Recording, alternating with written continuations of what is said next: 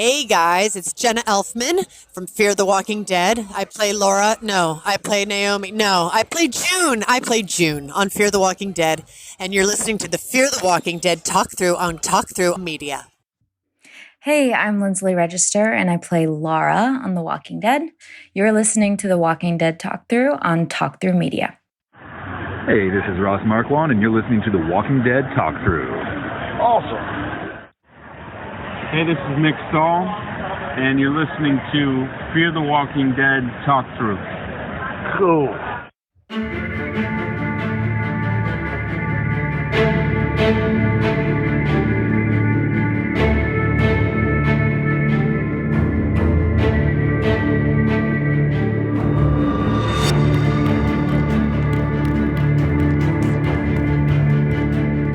Hey survivors, welcome to episode 85 of Fear the Walking Dead Talk Through. I'm Kyle.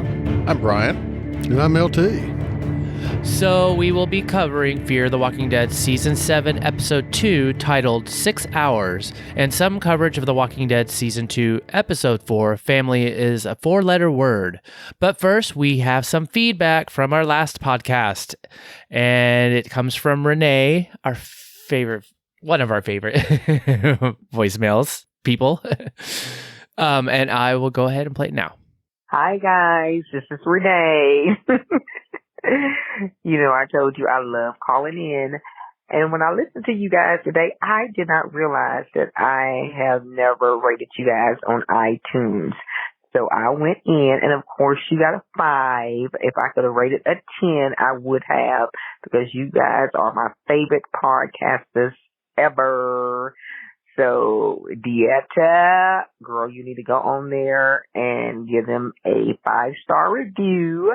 Glennis, Alma, you know, guys, go on there, because I didn't realize how important that is to give reviews like that. And, yeah, you guys going to give them a review, and I'm going to, of course, leave my feedback. But, of course, I enjoyed you guys today as well. When y'all broke it out, I was a little jelly, though, because my feedback didn't get in because I was too late. So all you guys did was play my voicemail. So I was feeling a little something. I was in my feelings. I'm not going to tell a tale. I was in my feelings, but I understand that I got it in late, but I'm definitely going to get it in this evening. Just want to call in to tell you guys that you rock. I love you guys so much. You guys, you know, you are my favorite. I mean, just the interaction, I just love it. I really do. I love how you guys break it down.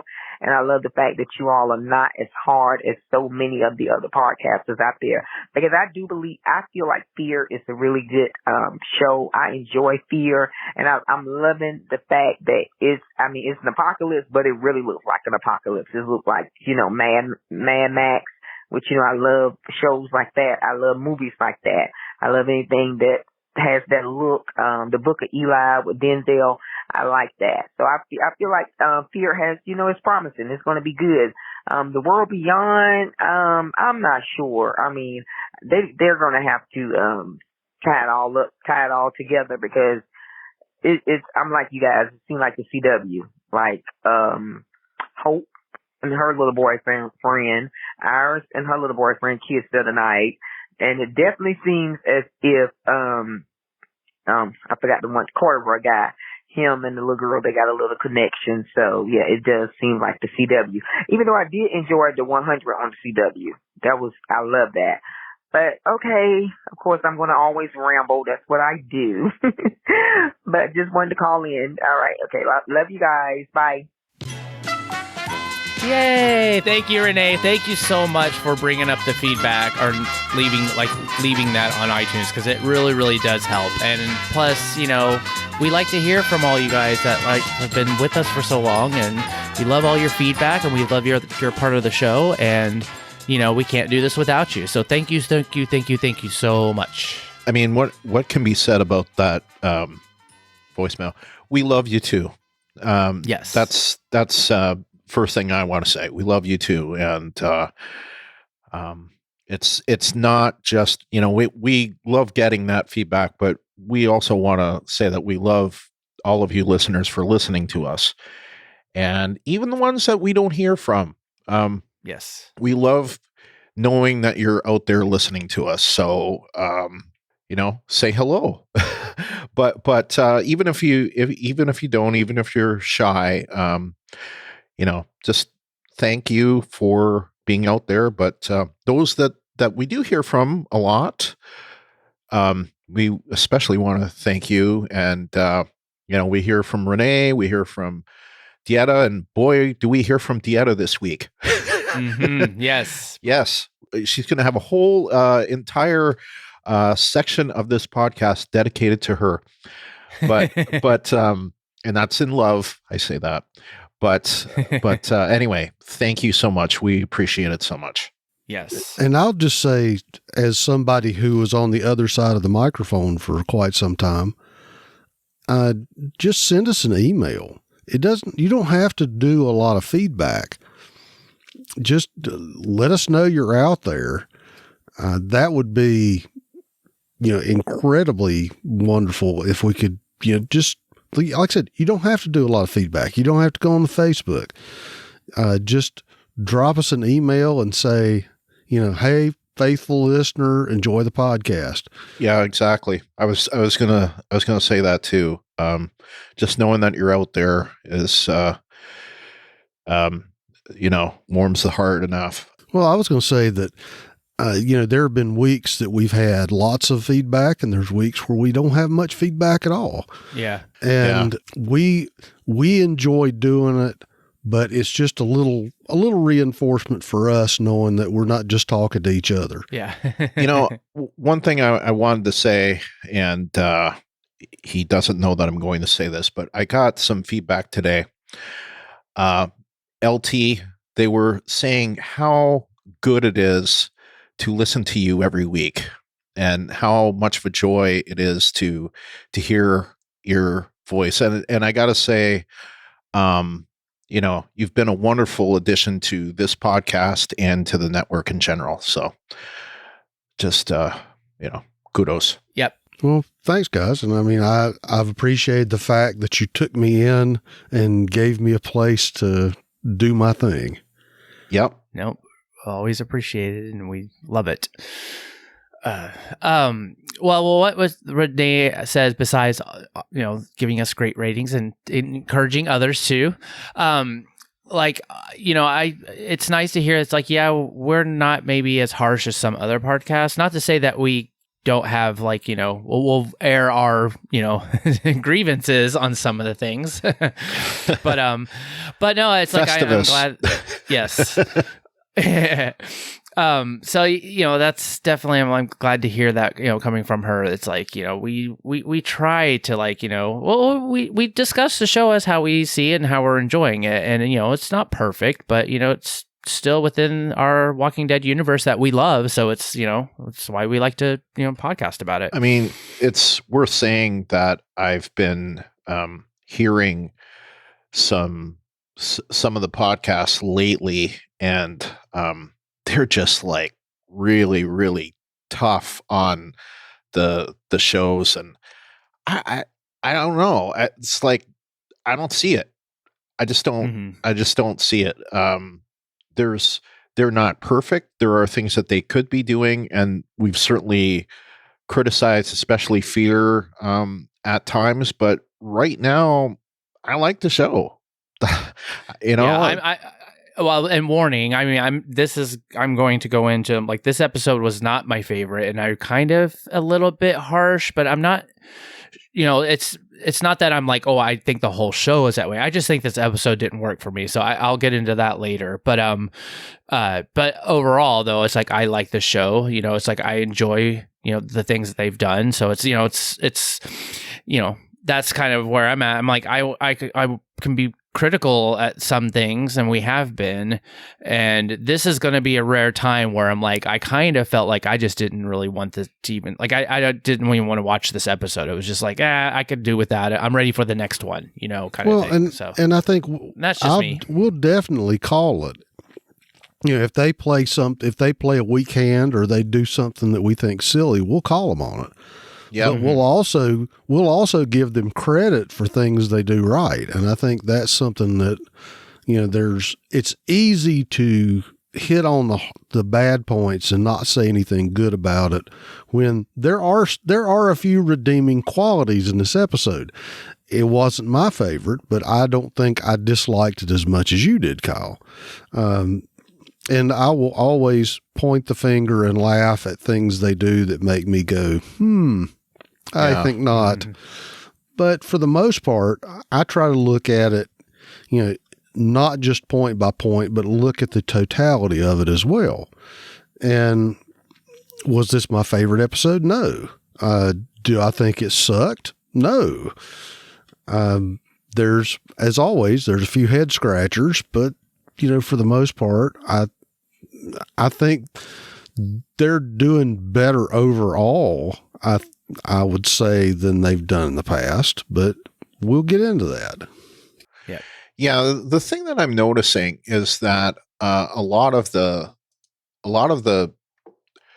podcasts that I've been mostly in alignment with over the years, I'm finding a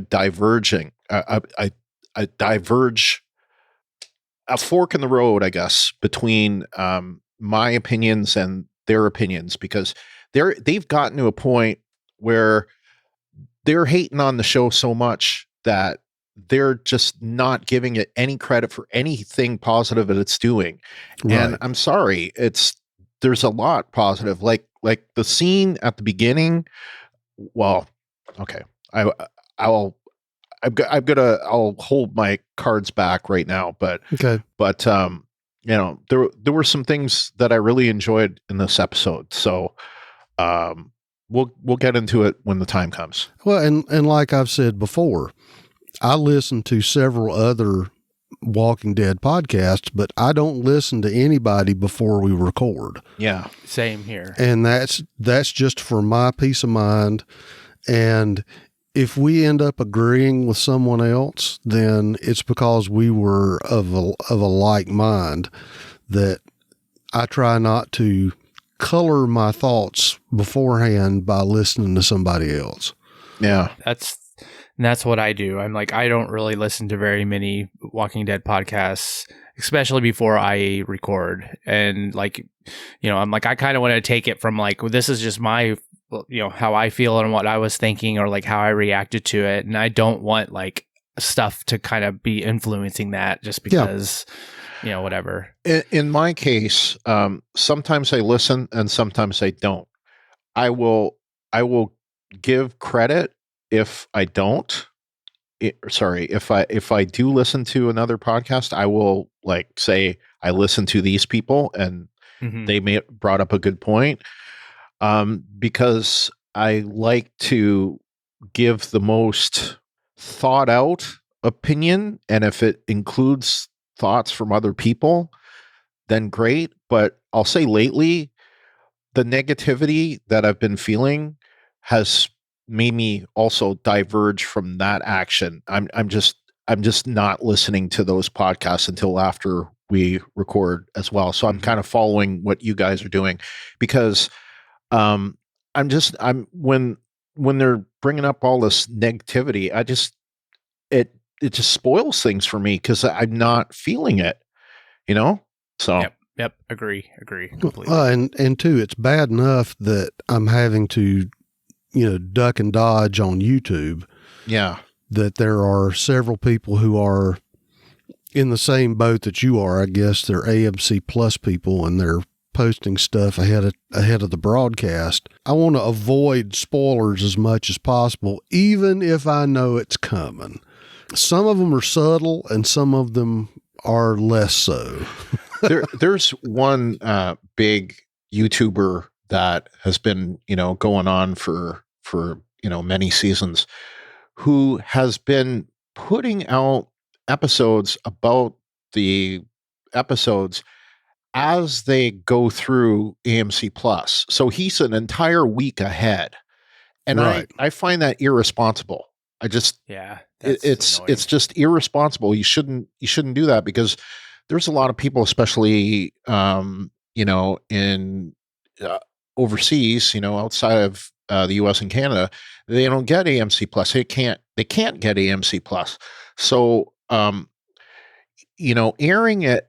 airing what happened in the next episode, like an entire week ahead, that's just irresponsible. It's just, I don't like that. But anyway, it's Blaine time, I think. What is this bizarre segue that's happening right now? Can we maybe stay on point? Exactly.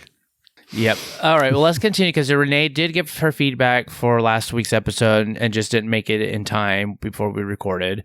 So I'll just go through her email or her feedback from last week. And she gave last week a 6 out of 10. What the hell, Strand? I rolled.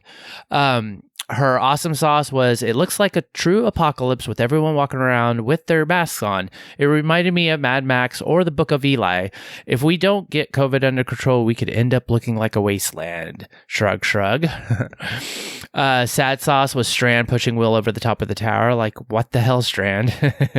I always knew you had issues, but even that was a bit much for you.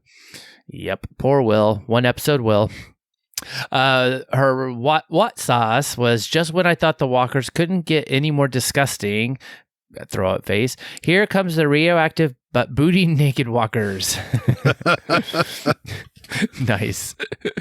And her feedback, Strand is a low down dirty dog.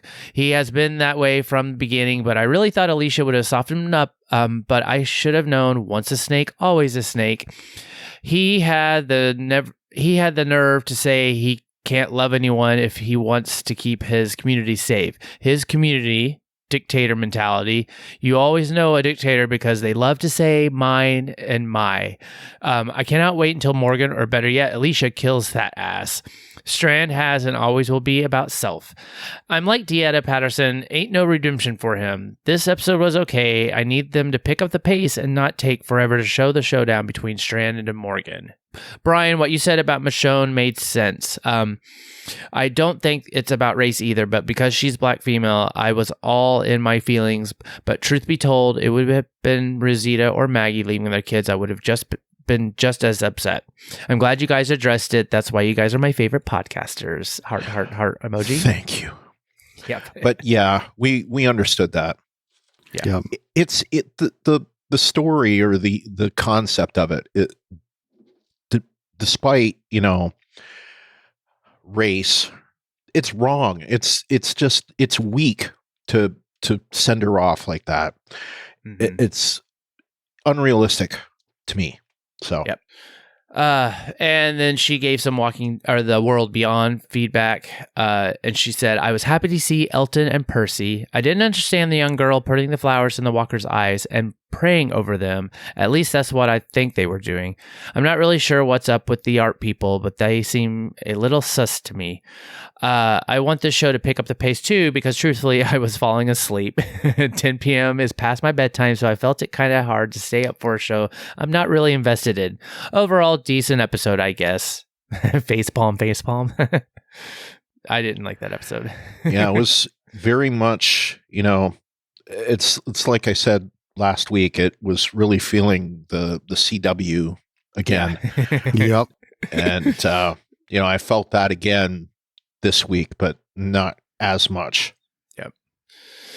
All right. Thank you, Renee, for the feedback. And like I said before, just get it in, we will cover it. So if it's past deadline, and luckily this week there was a little push already instant, postponement because I had a scheduling issue, but just get it in no matter what, and we will cover it. All right. Well, that was that. And next we have some feedback from last week's from Aaron from the internet. LT, you want to take this, or Brian? Aaron says he's a part of the show but not present. Brian is the new Alicia. Lol.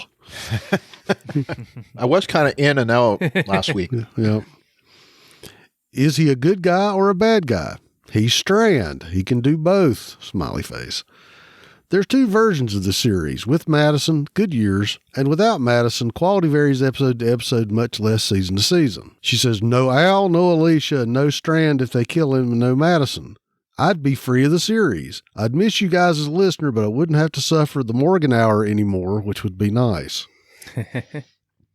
It's nuclear-powered sunlight now through though, Kyle. It's Sun Plus. Us, but logic. Fear. Logic. Ha!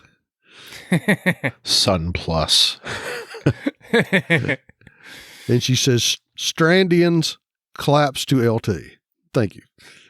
She goes on to say, I don't think they'd be too happy if you tried to put a large bag over their head. Lol, because facts, LT. I took Padre as father, so Alicia is like her father left her in case Strand came looking for her. It's like saying, you abandoned me and now I'm all alone.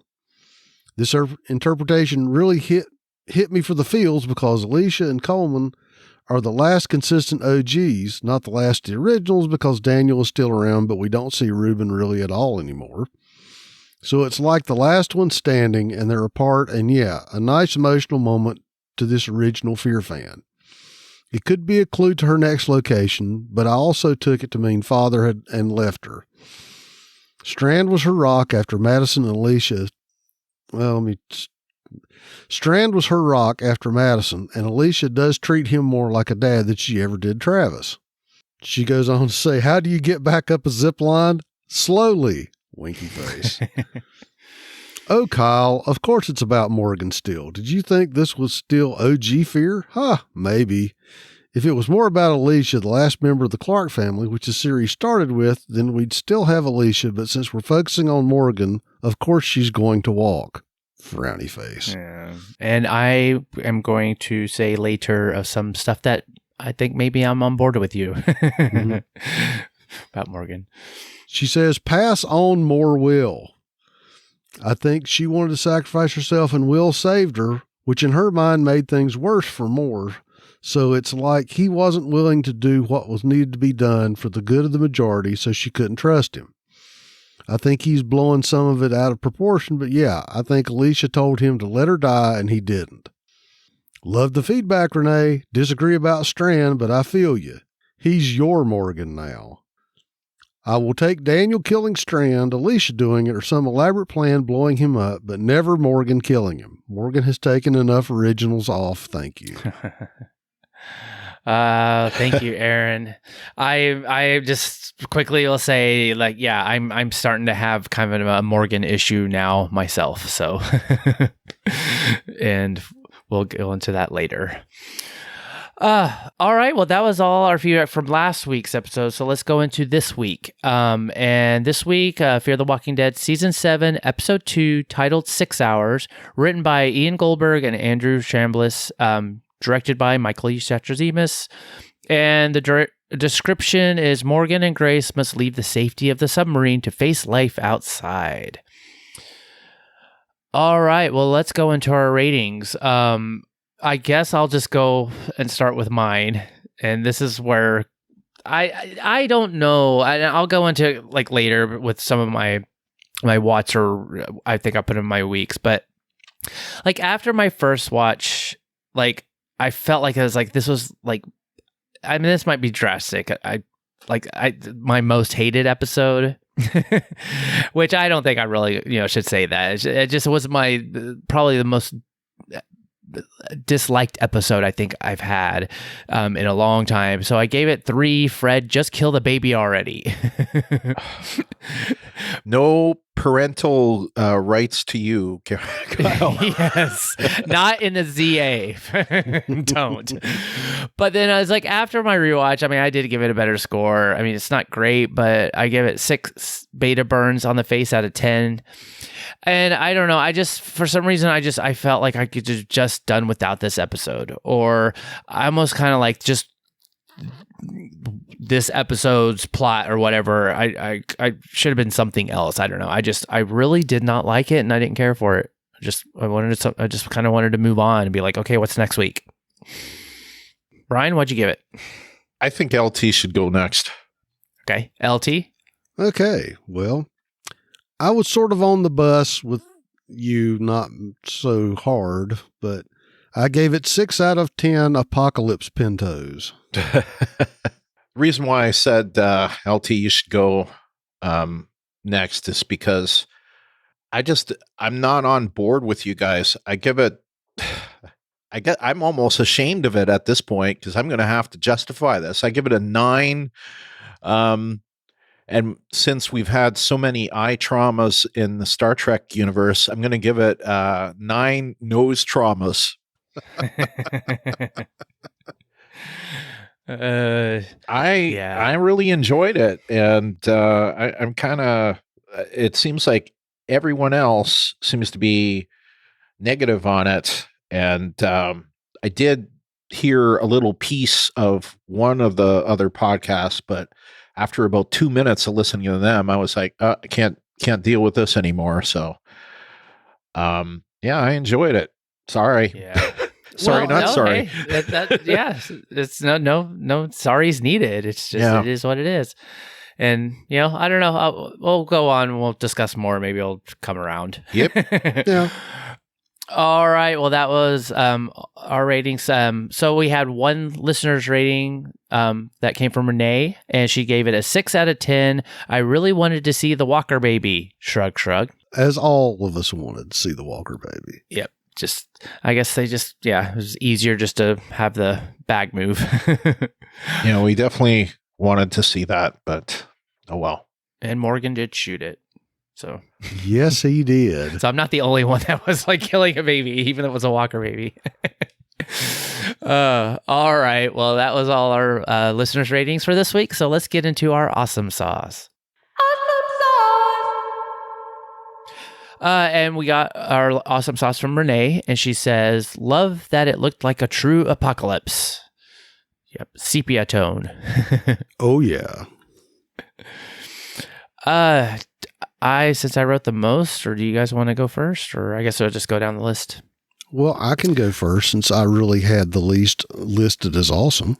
Yep, LT, give us your awesome sauce.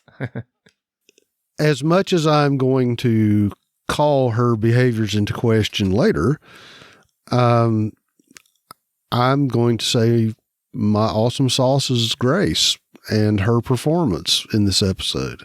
I agree. I definitely agree with that. She definitely had some scenes where she emoted the desperation of their situation. And I think the one thing that we don't get much in any of the shows is people reacting emotionally at just how crappy things are. And I mean, we've seen little snippets of it, but it finally took a little thermonuclear action to get that sense of true desperation. I'm going to have to talk about her a little bit later in the weeks and whats just because, but that scene after she got out of the convenience store and she's walking, echoing the words from Morgan, "I'm right here," and just having her walk through that dust storm screaming, kind of got me in the feels a little bit. Her dealing with the crying baby. I have to say, as a parent who's had situations with crying babies, I know how that is. I think Morgan held up probably better than she did, but that can be traumatic in itself. On top of the desperate situation they were in with everything else, it just added to that feeling of angst and drama. And later in the episode, when she comes around a little bit, that last scene where she's clutching the baby, and you can kind of tell that things have turned for her, and that, she's going to love this kid and she's going to do what she can so the baby survives as best as they can make it. You just hit the nail on the head, and that's why I gave it a 9. It was based on the strength of Karen David's performance. I felt her performance in this like I've never felt it before. she was really good in that, the episode with, what was her name? Was it Athena? Athena. Yeah. The dream sequence. Yeah.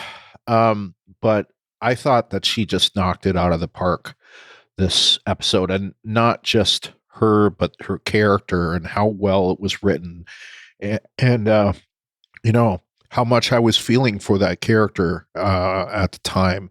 So, I mean, I don't have too much more to say in my awesome sauce. I have one other thing, but basically you just hit it. That was why I had such a diametrically opposite reaction to what seems like Kyle's reaction, because I felt in her reaction, I felt the reaction that I feel sometimes on a daily basis, like just my own frustration with my life sometimes.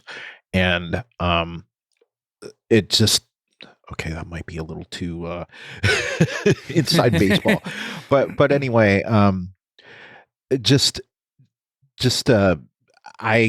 felt it. I understood what she was going through, and that's why I had the reaction to this episode that I did. So right, that's the thing, is that there were other things in the episode that took me out of that moment. And had they gone down a little differently, I might have rated it higher. Right.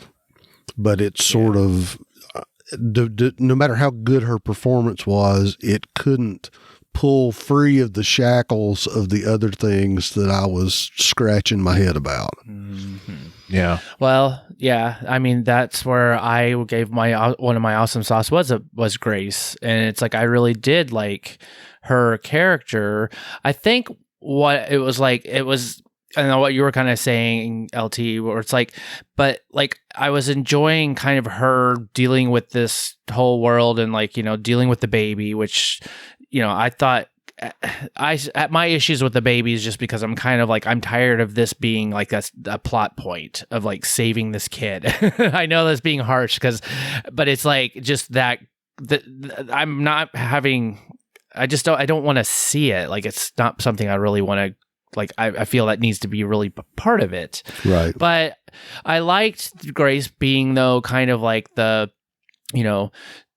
kind of being like giving more of the reality check to Morgan. And that's what I liked at the end. Like when she kind of basically kept pushing, I was like, well, no, it's like, you want to build this better place, but but is it really going to happen? Or it's like, but that's not really going to happen. It's not like you can't have this dream. It's like you need to like face reality that it's just this is a tough world or whatever, and so her performance and all that stuff. So like I'm giving her my awesome sauce in that regard, but it was everything else. And I think I'm just getting a little tired of Morgan. And I think what my issue is, because I'm starting to kind of have like Madison withdrawals because I feel like Madison was fitting in his role of being like, I'm trying to build the world, blah, blah, blah. But like now we're this far in and it's like, this has kind of been Morgan's theme since they brought him on.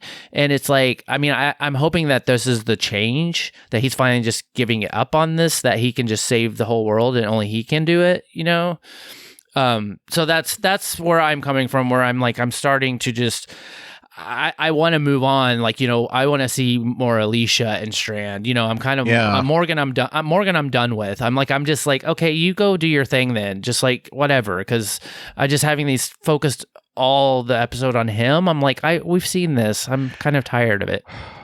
No, I cannot, disagree with you on that. I am also pretty frustrated in the lack of Alicia.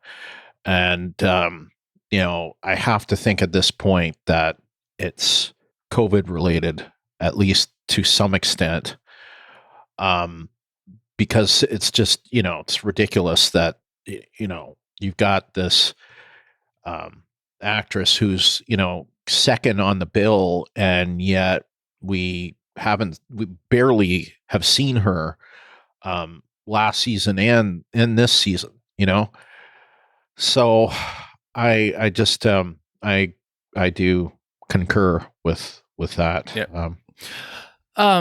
But it's still, there was some awesome stuff again that I always bring up. It's like I enjoy all the different type of walkers that we're seeing. It's like that's to me, I'm like that's another big like thing that I enjoy. Like we're this is an apocalyptic world.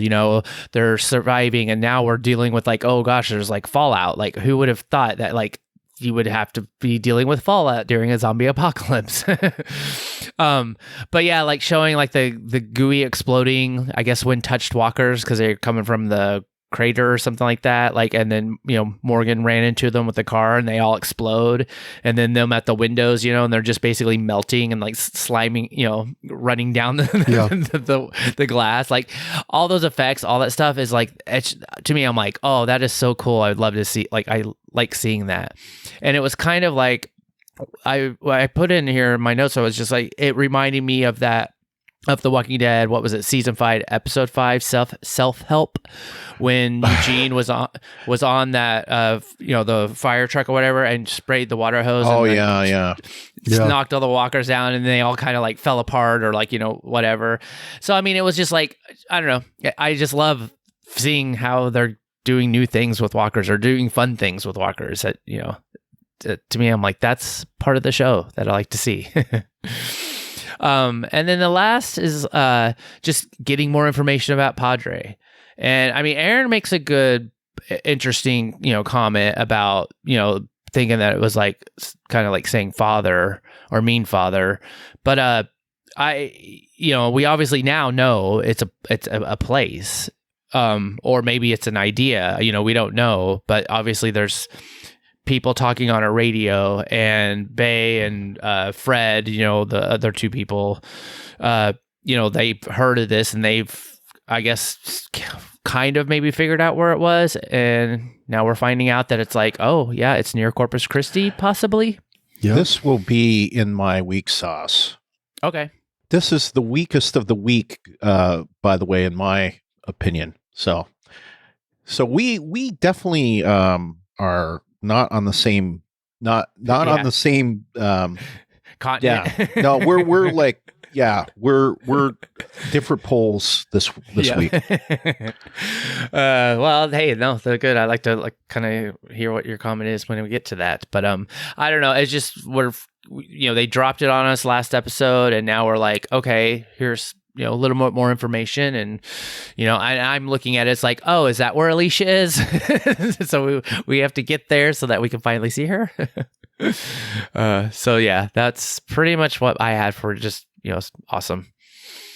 Do you have anything else, Brian? Yes, go for it. Well, again, diametrically opposed to what you had to say. I think Morgan has given up the whole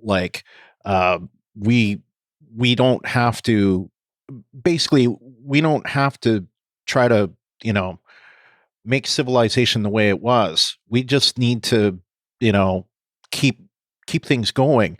He says, we've been this is paraphrasing. I didn't get the exact words. It may be slightly different, but he said something like, we've been trying so hard to fix things back to the way they were. It might be okay to be just a bit broken. He says that to Grace.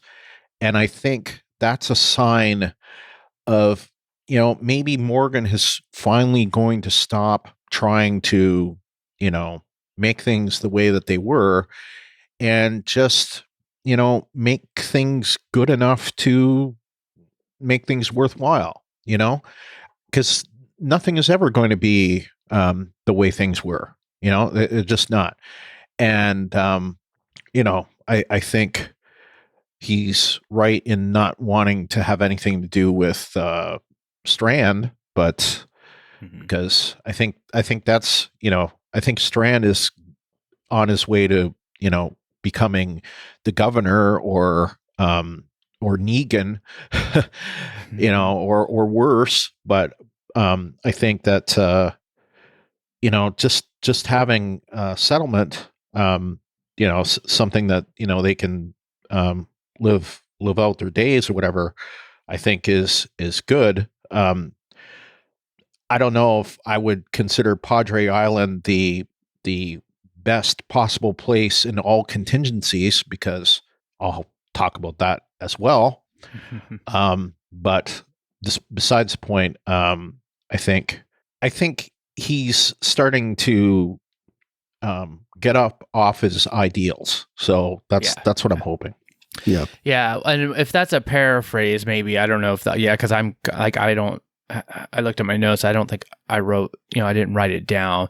But my only kind of disagreement then in that sense of, for me, is like it shouldn't be we've been trying, because I think it's just he's been trying. And not. Well, I don't know. I think that it has been more than just him. Like I think Alicia's been trying for that too, and Grace has been trying. Maybe they haven't been trying as hard, but they're certainly, behind those things. So, I don't think Strand has ever been, but I think at least Alicia and Grace have been. So yeah, but I'm just saying in the regards of but he's been chief cheerleader and orchestrator. Yeah.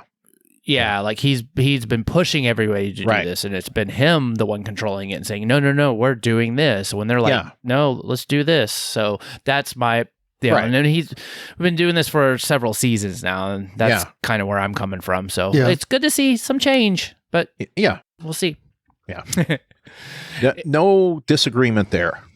Yeah. Cool. So. All right. Well, if that was all, let's get into our week sauce. You're worthless and weak. Actually didn't get any from our listeners this week. So let's go into our week sauce. I'll just go through mine real quick because I do want to hear what you have to say about Padre. The finding the floor under the food under the floors in the sub at the end, I really was like, whoa. Like, have you guys not been searching this sub that you've been on for I don't know how long? I mean, they were running out of food, and then it was like in the same room that they were storing their food. I think you would have gone through and been searching every inch of that place, checking every door or hatch, because I mean that's what subs have. They compartments. Yep. It's like they're in the floor, they're in the wall, they're like behind the beds that flip up. Like they're everywhere. And so I kind of was all like, you guys never searched the sub, and it just took you to that. It wasn't like it was really that hidden, to me at least. So yeah, I just no disagreement there. No disagreement there. I'm going to ramble about that. Okay. I'll let you go ahead. So I'll just finish up in a minute.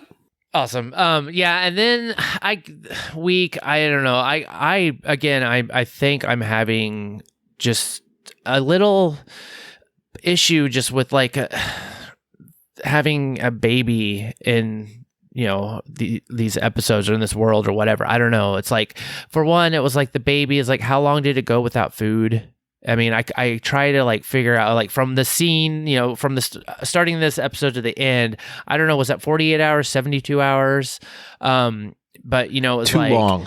Yeah, and it just seemed like, I don't know, and obviously it's like, well, then we have the baby crying, and it's like, that's going to cause tension, and blah, blah, blah, blah.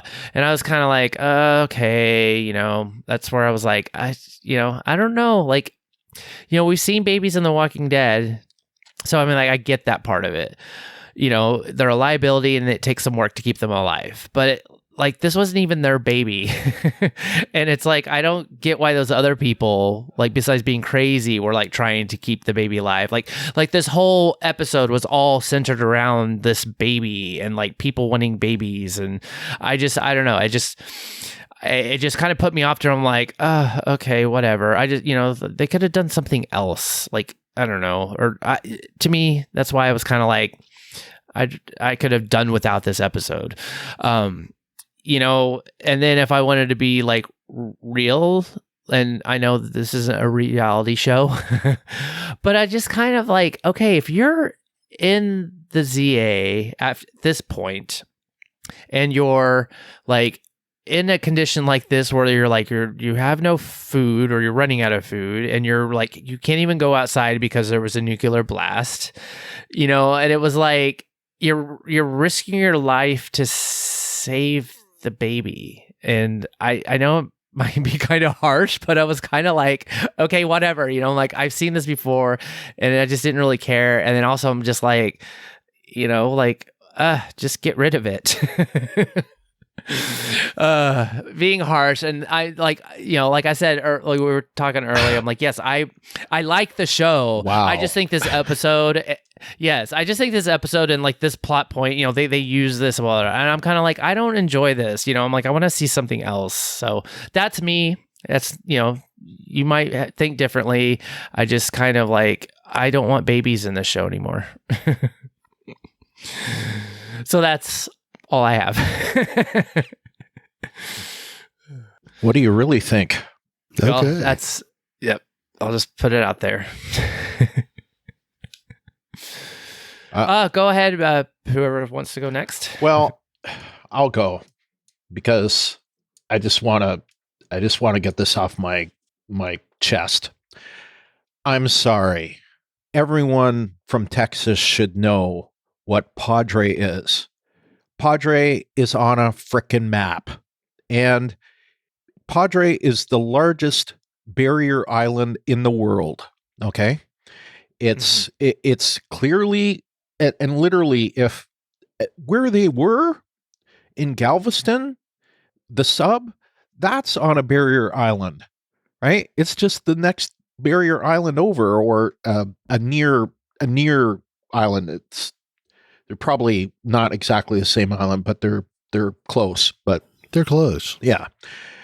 But my point being is that I don't buy the fact that no one knows what Padre is. It's a load of crap to me.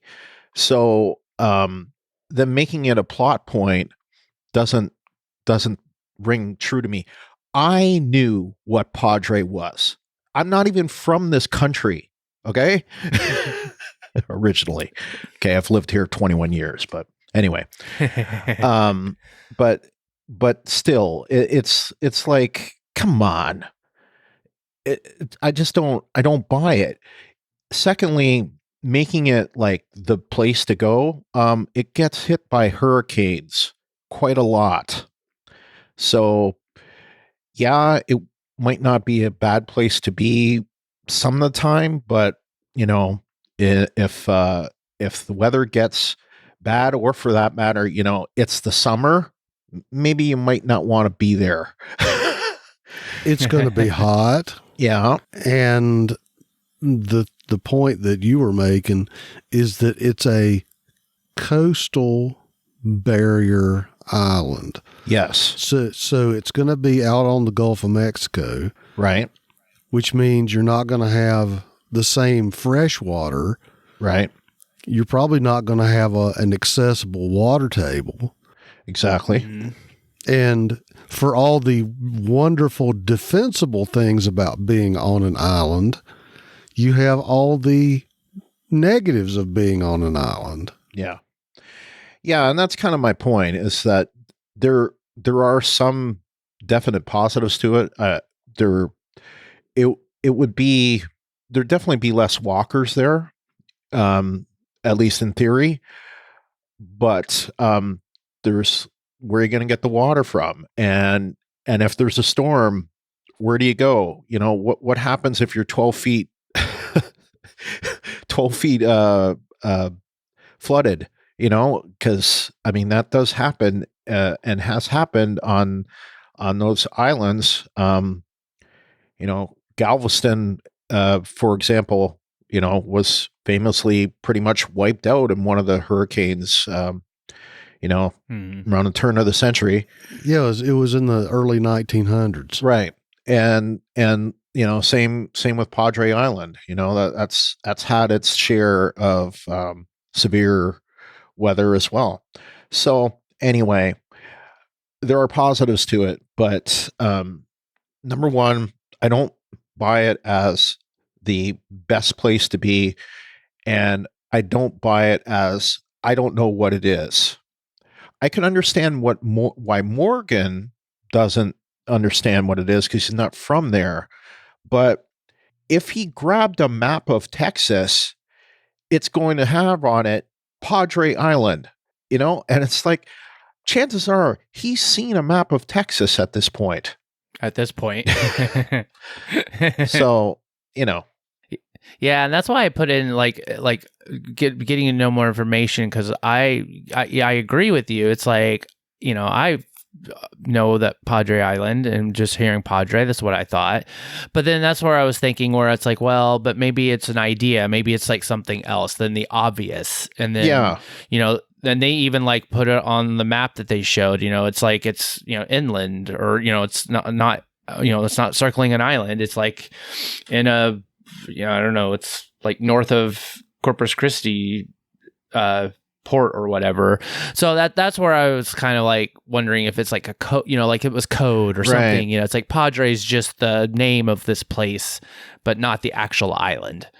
If that's the case, it's certainly hidden from us at this point. Well, right. Well, we'll have to wait and see. And because we have the obvious thing that all of us are thinking. Along the same lines, it would be like if I left a note that said Ocracoke, then somebody would go, "Oh, he's gone to Cape Hatteras." It's obvious enough for the people, even in the region, that I would say that it would ring some bells. Especially if you were a Texan. Right.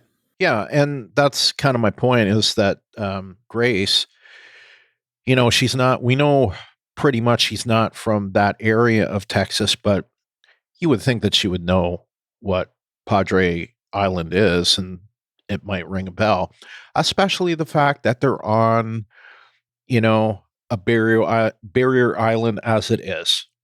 Anyway, so that's where I was kind of like, really? Yeah, no, it's a good point.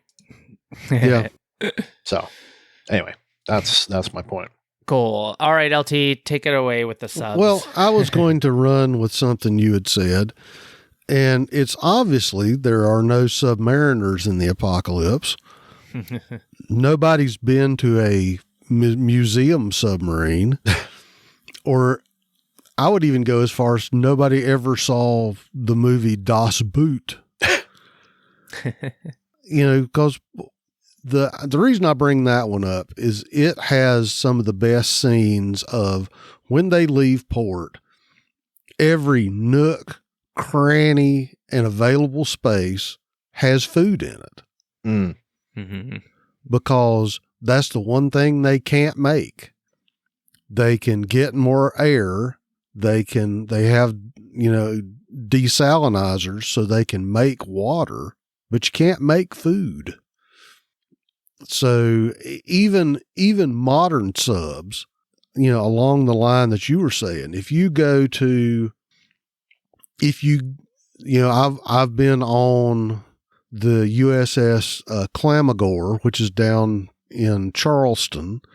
I've been on, was it the Barb, I think? But there's several subs that I've been on that were World War II era subs. And even in the compartments for senior NCOs and officers on board the boat, there are racks of storage space for mechanical parts and tools and food, because that's the one thing a sub does not have enough of is free space. And if anybody had been a survivor that had, I would say, even been in the Navy, they would know to look in every cupboard, cabinet, under the floor, in the ceiling, that there would be stuff squirreled away. Yeah. I don't even think you'd even be even had any kind of connection to being a submariner or like to me it was kind of like it's just common knowledge. Like subs are compact. Like that's what they do. That's how they build them. Right. Well, and I was just giving them the benefit of the doubt that they may not know. The only other weakness that I find with the assertion that there was still all these stores on board is, wasn't the premise of this that the sub had been adrift after the apocalypse and had washed up on this beach, and we found the crew still inside?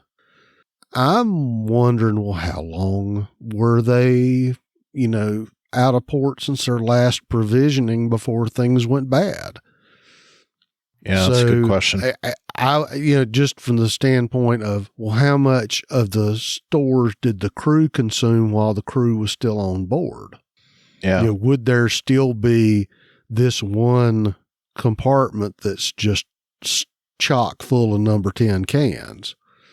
By the way, when are we going to see that webisode thing? We've been waiting. It's a good question. Yeah. Yeah, they talked about it. Yeah, it was a lot. That was months ago. Yeah. Like March? Yeah. Months ago. They're behind. Yes, months and months ago. Yep. That was my big weak sauce, because everything else I objected to is in what country? Yep. All right. Well, then let's go right into what sauce. What? And we got one from Renee. She gives us her what sauce, and she said that damn low down dirty dog Strand has some nerve thinking Grace would leave Morgan to go to his place and work for him, and Morgan has some nerve saying he's going to send Mo with them. I wouldn't trust my worst enemy with Strand. Cuss face. Oh Lord, why the hell is the bounty hunter brother being thrown in the midst? Strand's no good ass, and reuniting with our people is enough to deal with. That's what's wrong with Fear the Walking Dead. They always go off track. I roll. And I was going to have this as my what sauce too. So thank you, Renee, because that's the ending. Like the end, I was kind of like, huh? Like, why? like the bounty, we haven't seen him obviously since last season's episode 1. Mm-hmm. And it was kind of like he was dispatched, and then it was like, okay, that was the end, and now we have his brother, and I kind of agree. It's like we're waiting for the Strand, Alicia, Morgan, our people, battle, and now we have to deal with, like, I guess this is like another Reaper thing where they're just throwing something else in there, and that's going to take some time to get through their episodes, and then we're going to be like, okay, fine, you just sucked up like 3 or 4 episodes with this guy, and then we'll get back to what we really, really want. So I couldn't agree more. All right, well, thank you, Renee, for your what sauce. That was all we got from our listeners. So I'll just go through mine, because this wasn't really, I guess it was just a what sauce in the sense that I felt that there was a lot in this episode when I first watched it that, like, it just, I didn't catch. And I don't know if that was just, it was not being made clear, because it wasn't until I was watching it on my second watch with captions. And so then obviously with captions, you can read it. And so you like hear exactly what they're saying and, all that kind of stuff. So my Clear, whole thing, that's from the other show. Yes. Or is it Clear the Walking Dead? Well, maybe it should be. No, it was like it was just the conversation that Bay had with Grace about, she was saying, like, that was the, Grace, I think, was like, oh, did you live here? Is this your town? She's like, yes. It's like a lot of people lived here. We lived in the buildings. And then she mentioned that it was like, oh yeah, we use the tin cans to talk to each other or whatever. But we had not seen that before. And then it was just in this one quick little conversation. And so I never even heard it, like I never knew it. And it's just like at the end of the episode, you see Morgan grab it and start talking. And I was just like, what? I was like, where did that come from? So I think my what is just basically like, I don't know if the episode just was going too fast or what was going on, or if it was me, but I kept feeling like it was that you. Was it? Okay. Yes. Well, because there was the guy I caught with that on first listen. So first watch, okay. Yeah. It was just like, did not catch it. Well, because then it was the bounty hunter. It was like, obviously we find out who that is, but it was like, here's this truck just pops up, and then Morgan shoots at him and takes him down, and then they go do their thing, and then all of a sudden it's like, okay, the truck's gone. So like, who were those people? And I was kind of like, what's going on? They're dealing with like all these things, and they just kept throwing stuff, and I'm like, oh my gosh, what's going on? So the what sauce thing goes directly to me, because I was like, what? Well, just to sidebar your tin can, in order for a tin can like that to work, the string has to be taut. Yeah. It doesn't work if the string's not taut. Yeah, and it wasn't. Oh no. And for that matter, I don't think it would work from that distance either. I mean, well, that was my question too, because he was pretty far away. But, yeah. Oh well. Anyways, that was that. That was so whoever wants to go next. That was definitely the watch in the what sauce. I see LT and I are in agreement with our first point, so we should maybe do it in unison, because I was like, let's see, let's take a gas engine and let's make it run on diesel. No, not gonna work. That I even checked just to be sure. I did too. And the Ford Motor Company never made a diesel Pinto. Yeah, but the only way that Morgan would have been able to get a Pinto to run on diesel is if he took a diesel engine out of that Ford pickup that he fixed up in the previous season. Won't fit. I didn't think so. I would say if he'd have pulled up in like a diesel VW Rabbit, then I could buy that, because they had diesel Rabbits. They did. Yes. One of my good friends from high school had a diesel Rabbit. Yep. Yeah, and same thing with Mercedes. They had several diesels. In fact, but I meant little compact. Yeah. And to your point, you can't run a gasoline engine on diesel. No, you can't. Yeah, it's impossible. Just that it is bad if you put gasoline in a diesel engine. It is equally as bad if you put diesel in a gasoline engine. Right. Just the firing temperature and the viscosity and all the myriad other things that go along with diesel fuel make it a no-go for a gasoline engine. Yeah. Yeah. So when he said, "Yeah, I got some diesel out of the sub," I went, "What?" Yeah, it was just, that was ridiculous. And yeah, I mean, it's probably something that I should have docked the episode for, and maybe I'll refine my rating a bit. I did. Yeah. Mm-hmm. I mean, I thought it was really cool, the fact that, Morgan built up his apocalypse mobile, and it just so happened that the one thing that survived the apocalypse is a mid-70s Ford Pinto. Yeah. And the fact he was driving it on suicide spares. That was the other thing that I was really giggling about. I said, "Oh, we're going to pick the most skinny, worst possible tires to pick." I guess that was all there was. I don't know. Yes, it's an apocalypse. Yeah, I mean, like, even there's such a thing as a VW Beetle with a diesel engine. That would have been more realistic than the Pinto, So that was just crazy. Oh, that makes it a diesel Beetle.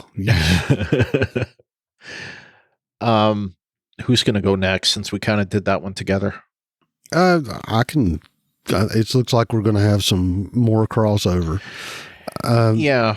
Once again, no apparent decon stations from when you've been outside.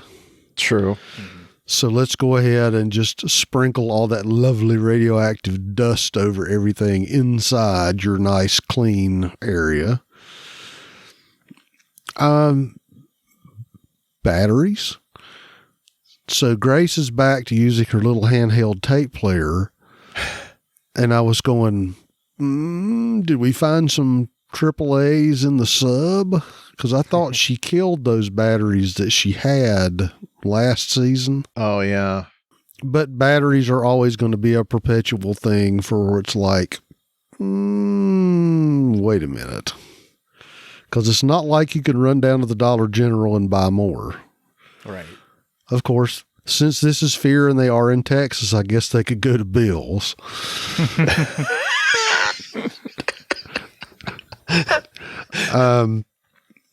So when we had the appearance of our mysterious stranger standing so well illuminated in front of his vehicle, and Morgan is blasting away at him with a rifle, it makes me pause for several reasons. A, was he wearing rifle rated body armor perhaps? Because even if he was wearing regular, normal pistol rated body armor, rifle bullets will go right through it. If Morgan hit him more than once, that would have rung his bell pretty hard. And, I've got a set of rifle plates and they cover the chest. So, if Morgan would have aimed low and hit him in the giblets, I don't think it would have done any good for Mr. Guy there. And, and if he's got a suit that's rifle that will cover, your fumbly bits and down around your waist too, he's going to be walking like the dang Tin Woodsman. Because anything that's going to stop a full bore rifle that covers more than just your vitals is not going to be the most mobile thing in the world. And about that, if Morgan missed, what is he standing directly in front of? His truck. Yeah. And normally speaking, if you're facing head on and you miss the person that's standing in front of the truck, it's going to hit some important things in the truck. Right. Like the radiator and the engine. Right. Which would make it precipitously difficult for him to leap into and drive away if said fusillade of rifle fire didn't already put holes in him. So either Morgan has been taking shooting cues from the A-team, or they just sort of conveniently left that part out. I don't know what kind, I couldn't really tell what kind of rifle, what caliber of rifle it was that Morgan was using. But definitely there was some issues there because, if the bullets didn't hit the guy, then they more than likely would have hit the truck. And generally speaking, vehicles don't like rifle bullets. Yep. Unless it had armor too. Yeah, but you couldn't. Yeah, it didn't really look like it. It's that goes back into how much and how heavy and how thick, and it didn't. To me, it didn't look like it was going to be like an MRAP or something with armor on it. It looked like a pickup with a big off-road bar light on it. Yeah. So at the end, we figured out that this is Emil's brother. So, of course, we have to have our moment of, I am going to get my revenge upon you, Morgan Jones. The only question that I had at that point was, where did he get the head in the box? Yes. How did the box survive the nuclear explosion? Okay. 8. Okay. Perhaps everyone should have found an old refrigerator box to hide in that case, and they would have been shielded from the radiation and the blast. Yeah, I forgot about that point. So that does have to be deducted. Full point. I just am going, okay, we know who had the box last. What's in the box? Jenny had the box. So that's true. Yeah. Yes, she did. She had the box. So perhaps in last season, through all the meandering of the backstory of the pioneers, Emil's brother shows up and gets his brother's head in the box, which I think is still kind of, I don't know. If someone had killed a member of my family and I was going for revenge, I don't know if I'd be toting their zombified head around as a sidekick. Right. But again, that's me. That's just me. How exactly did he find the box? Well, right. We don't know. If the box was back in Lawton, I mean, I know. Yeah. Brian, once you go into the cardboard box rabbit hole, it's deeper and deeper. 7.7.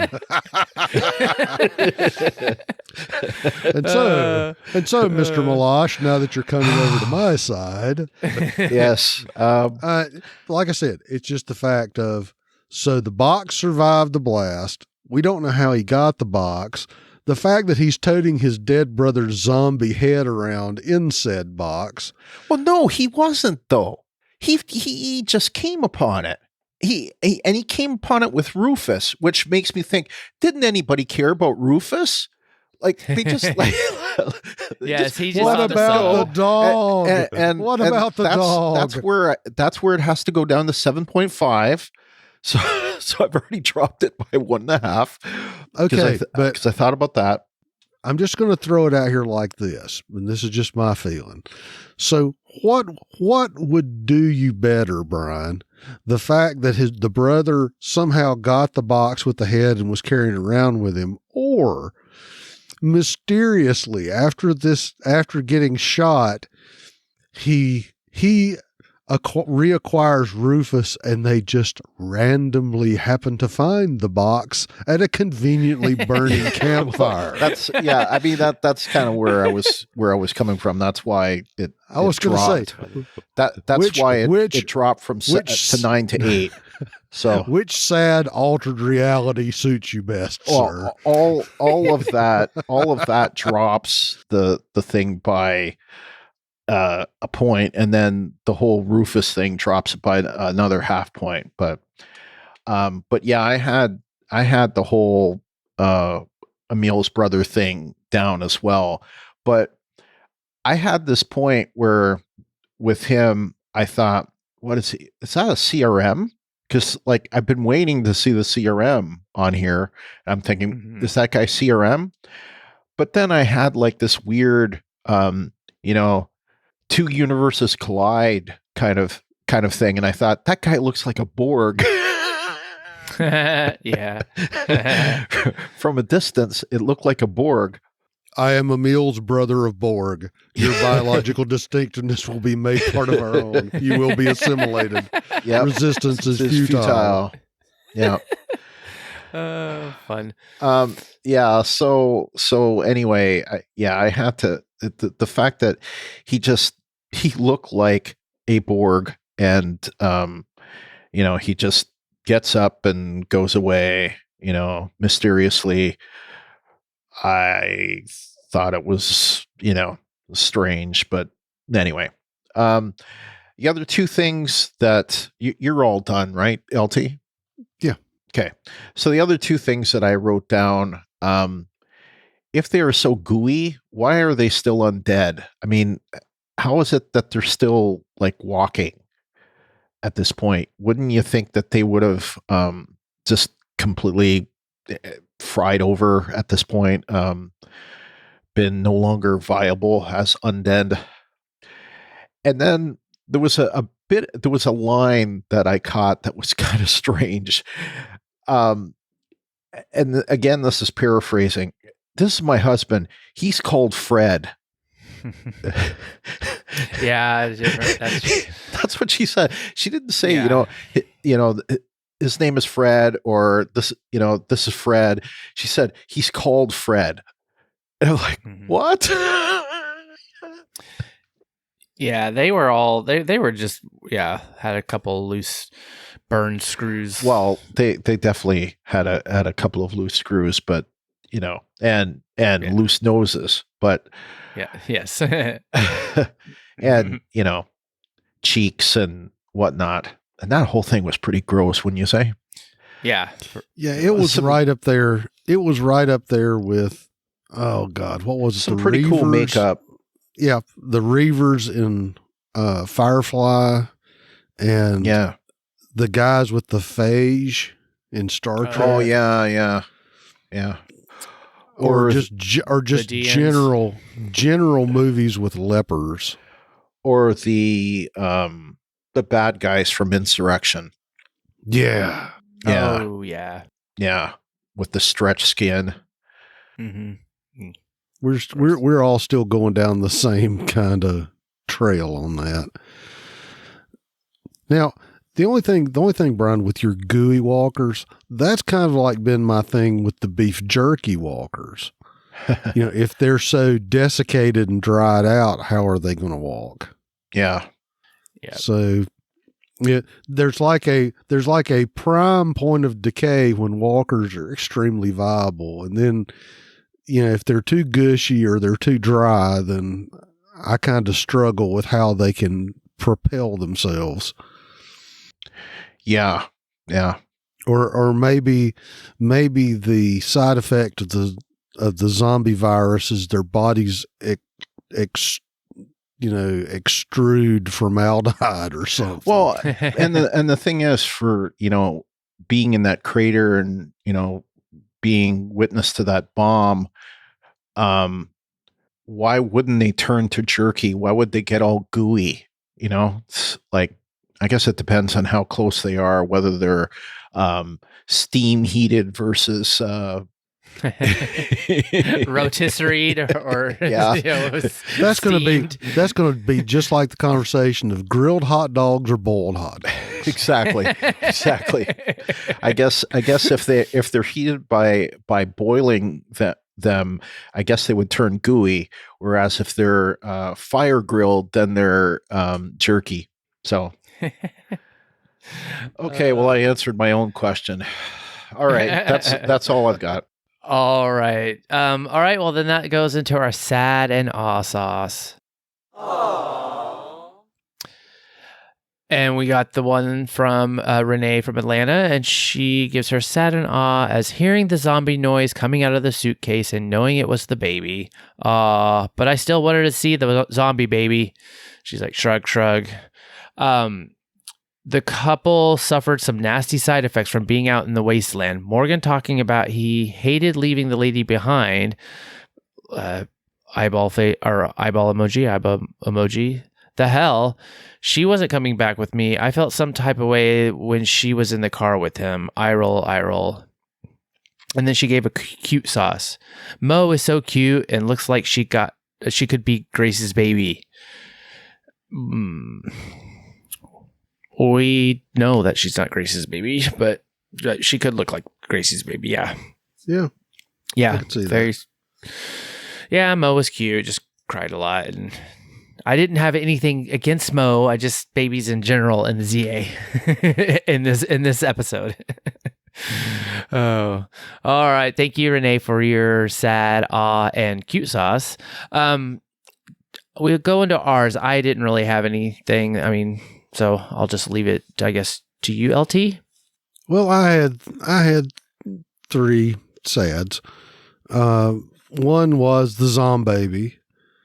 Just the idea that they were trying so hard to try to save their baby, despite the fact they were in such bad shape themselves, but yet it was not to be. And it was also sad that we didn't get to see the zombie. I put some sad saws for the couple themselves because, they managed to survive this horrific event. And even though they were a little crazy and they did some stuff that I'm still scratching my head over, they did try to stay together and stay coupley and save their baby. And they didn't do a very bang up job of it. And we talked about her earlier, and I just had to include sad saws for just Grace being a bag of nerves. Before she was able to get her head squared away and get back some sense, she definitely was all torn up and a big emotional wreck. So again, more props to Karen David for her performance. Mm-hmm. I have to agree with that. All right. Well, Len, I guess that's it for that. So why don't we just go into our feedback? We can talk about it. We're done talking. Time to listen. And we got an epic 4-part because our voicemail cuts off after 3 minutes. So something like that. Yeah, so FYI for any feedback from listeners, if you're calling on the voicemail, if you call the 216-232-6146, it cuts off at 3 minutes. So you can just do like Dieta did and just, leave another message. Or if you can record it.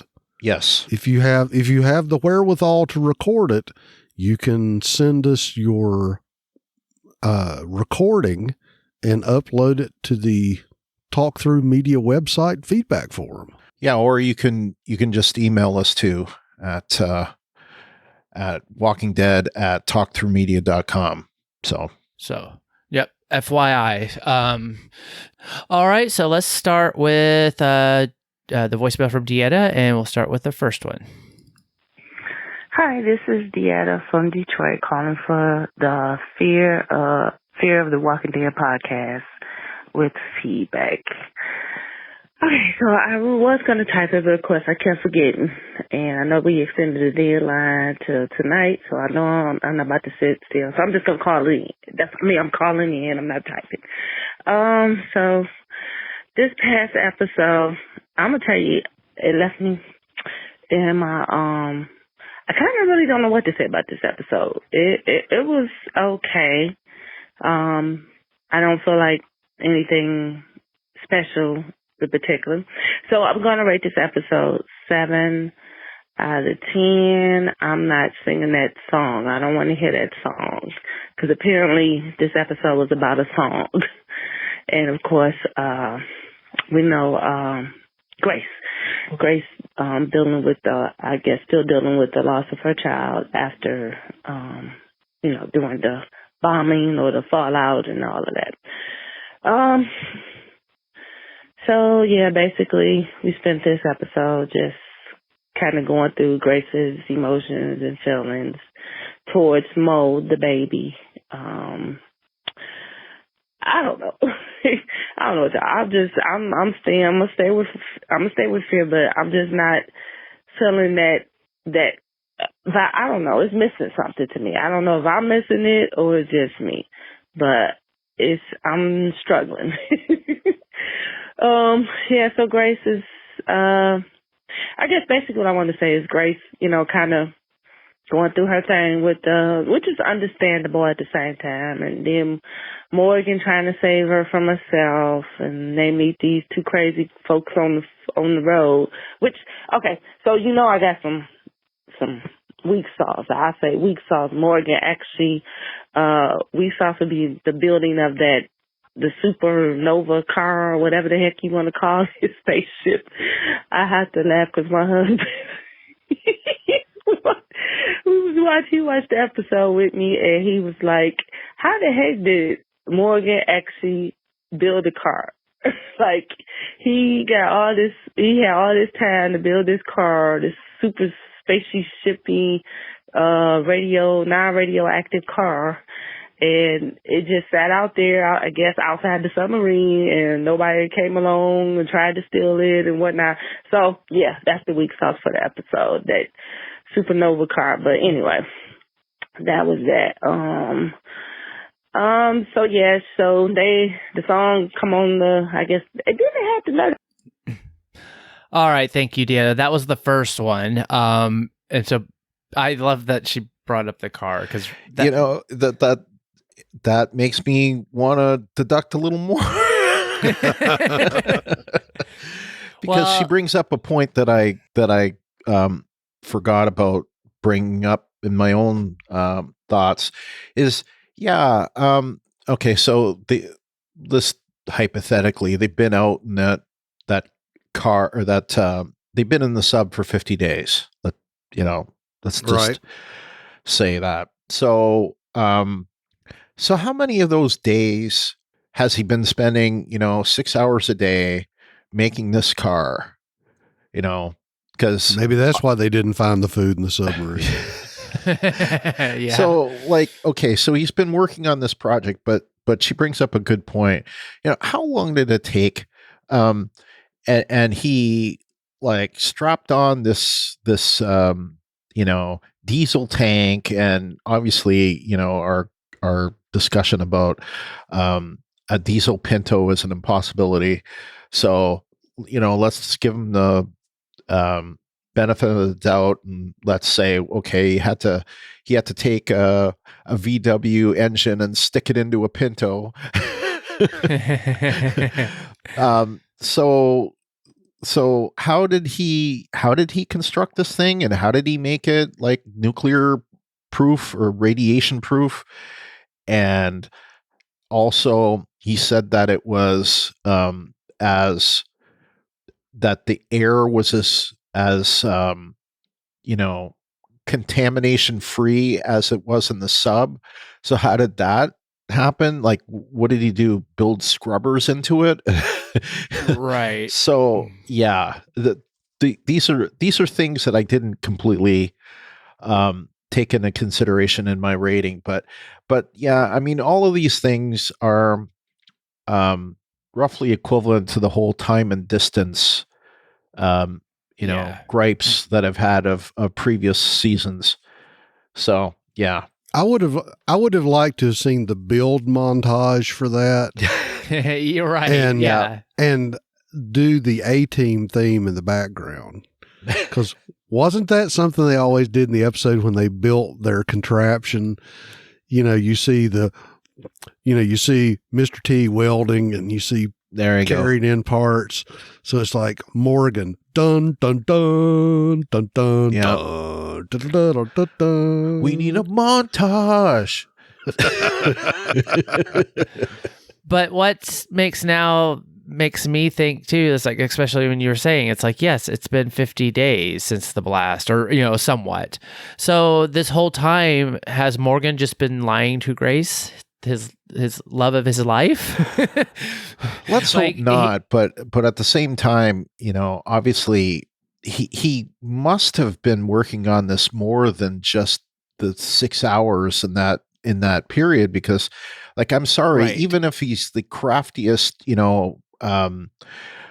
mechanic there is, he's not going to be able to build this thing in 6 hours, No, right. And that's the question. And with this whole, now kind of bringing up the time thing, it's she's been sitting there on the sub with the baby, they had some supplies, but then he's going out on his time, and she's not asking him. It's oh, did you find anything? And he'd be like, oh, nope, didn't find anything. Because he didn't tell her till that last minute, saying, oh, no, I've been working on something else. And it's so this whole time. Yeah. And for that matter, when she says, no, when he says, no, I've been working on something else, her response should have been, you've been working on something else? Right. What the hell have you been doing? Right. Oh, goodness. 7.1. Oh, what shall we get to by the end? I don't know, but all right. Well, let's continue on with Deanna part 2. Okay, so this is Deanna calling from Detroit with part 2 of her feedback for Fear the Walking Dead. Of course, you know the voicemail isn't long enough. But so I was talking about Morgan and his supernova car. So yeah, that was my week sauce. Let's see, is there any sad sauce in the episode? Not really. But I got some what sauce for the crazy couple that that Morgan and Grace ran into. What sauce? Did they actually have the baby in the suitcase?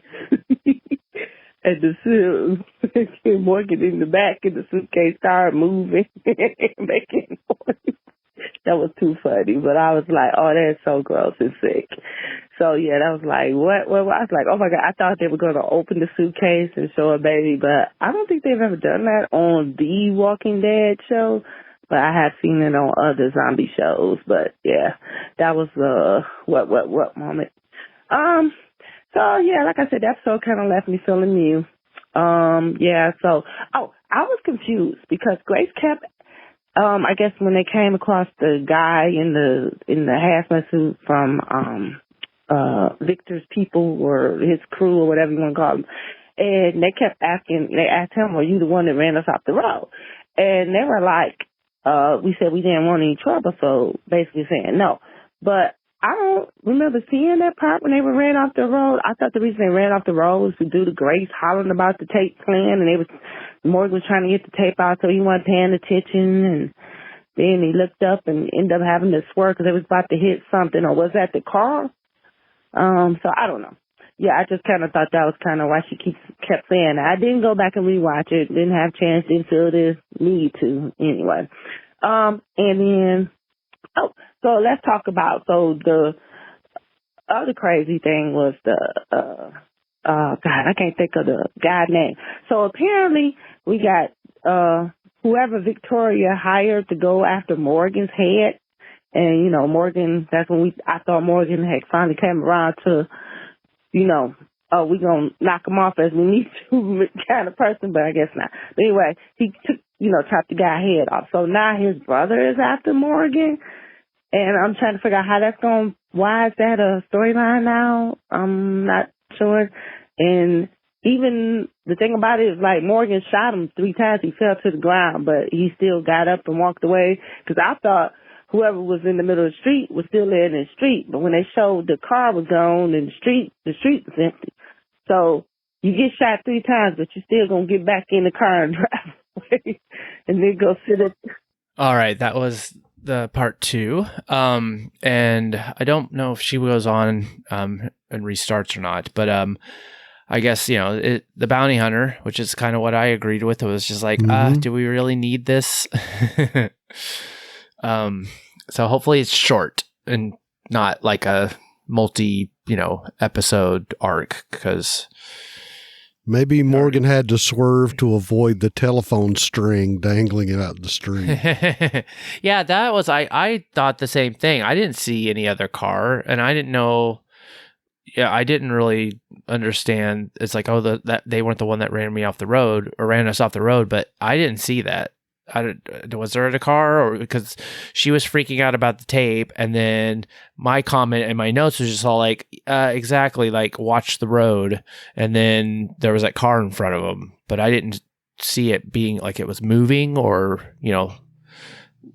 yeah, so I didn't get that either. I would agree. I was confused. The baby reminded me of C Nation Zombie Baby. That was the thing I was going to bring up. Spoiler. Yeah. But yeah, there was one in that on that show. On that show, yeah. LT, anything? No, sir. All right. Well, we'll go into part 3. Okay, this is Deanna from Detroit, part 3, Fear the Walking Dead podcast talking. Okay, so let me hurry up so I'm out of time this time. Okay, so basically, yeah, I was just talking about how that's going to be a storyline, I guess. I can't remember the guy name, the head he chopped off in last season.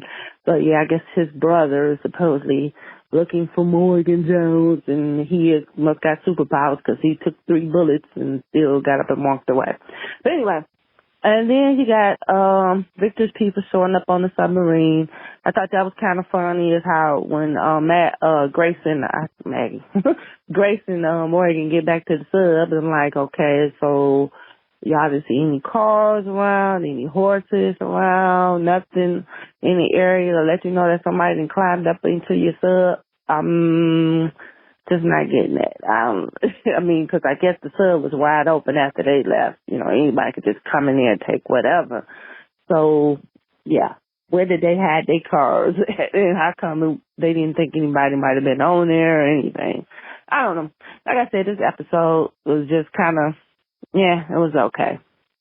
Like I said, I'm still not understanding what's the big deal about Alicia and Victor trying to redeem himself and all of that. I don't know. This turned out just stupid.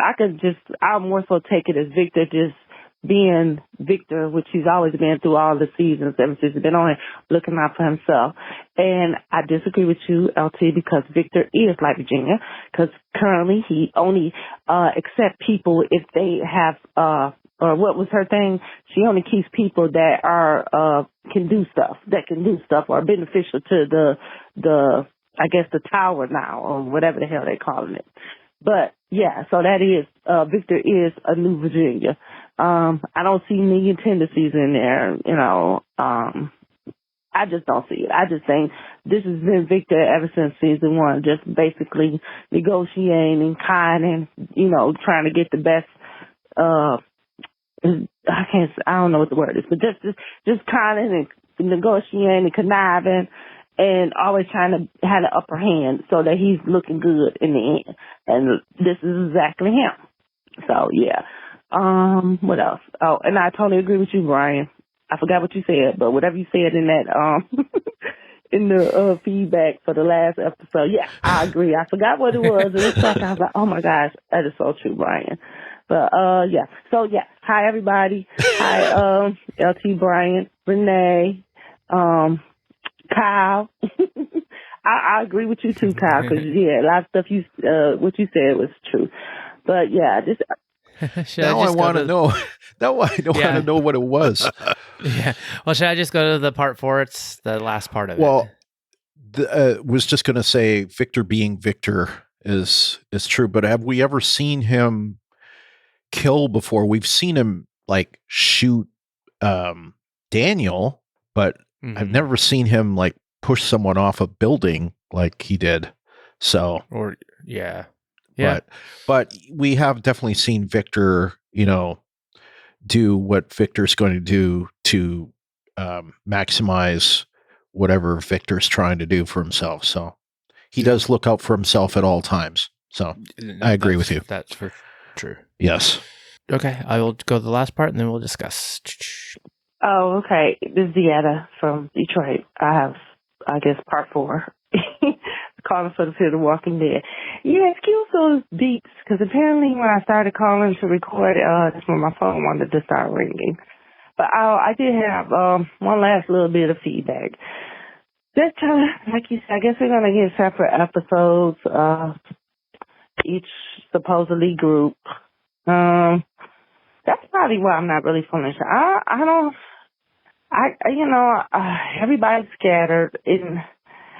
It is, you know, the distance, I guess the distance and when they scattered. I'm just trying to, you know, replay everything that happened last season because we know that, I guess this coming Sunday is the episode with John Dory Sr. and June under the ground. Just trying to figure out how everybody just got so scattered and how far away are they where they can't, nobody's tried to, I don't know. I guess they're going to bring everybody together towards the end, but I guess.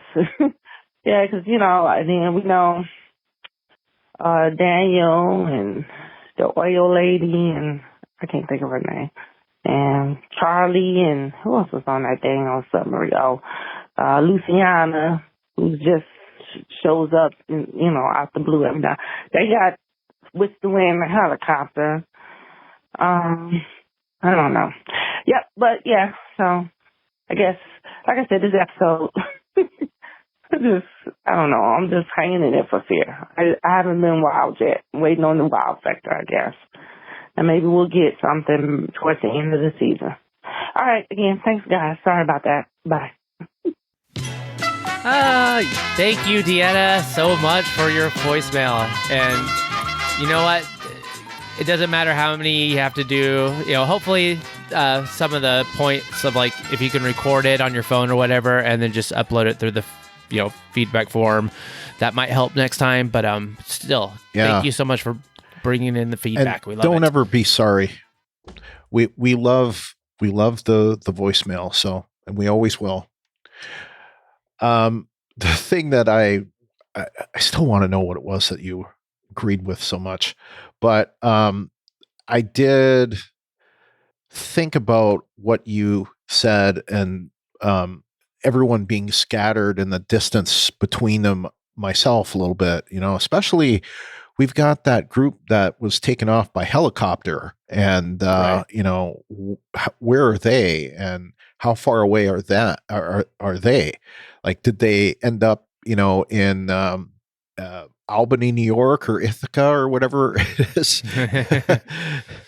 or are they, somewhere else? I mean, maybe at this point. Well, I guess at this point it would be true. Maybe Omaha does exist, right? Maybe they're in Omaha. Maybe they're the reasons why Omaha was burned to the ground, or whatever, taken over by on the other show.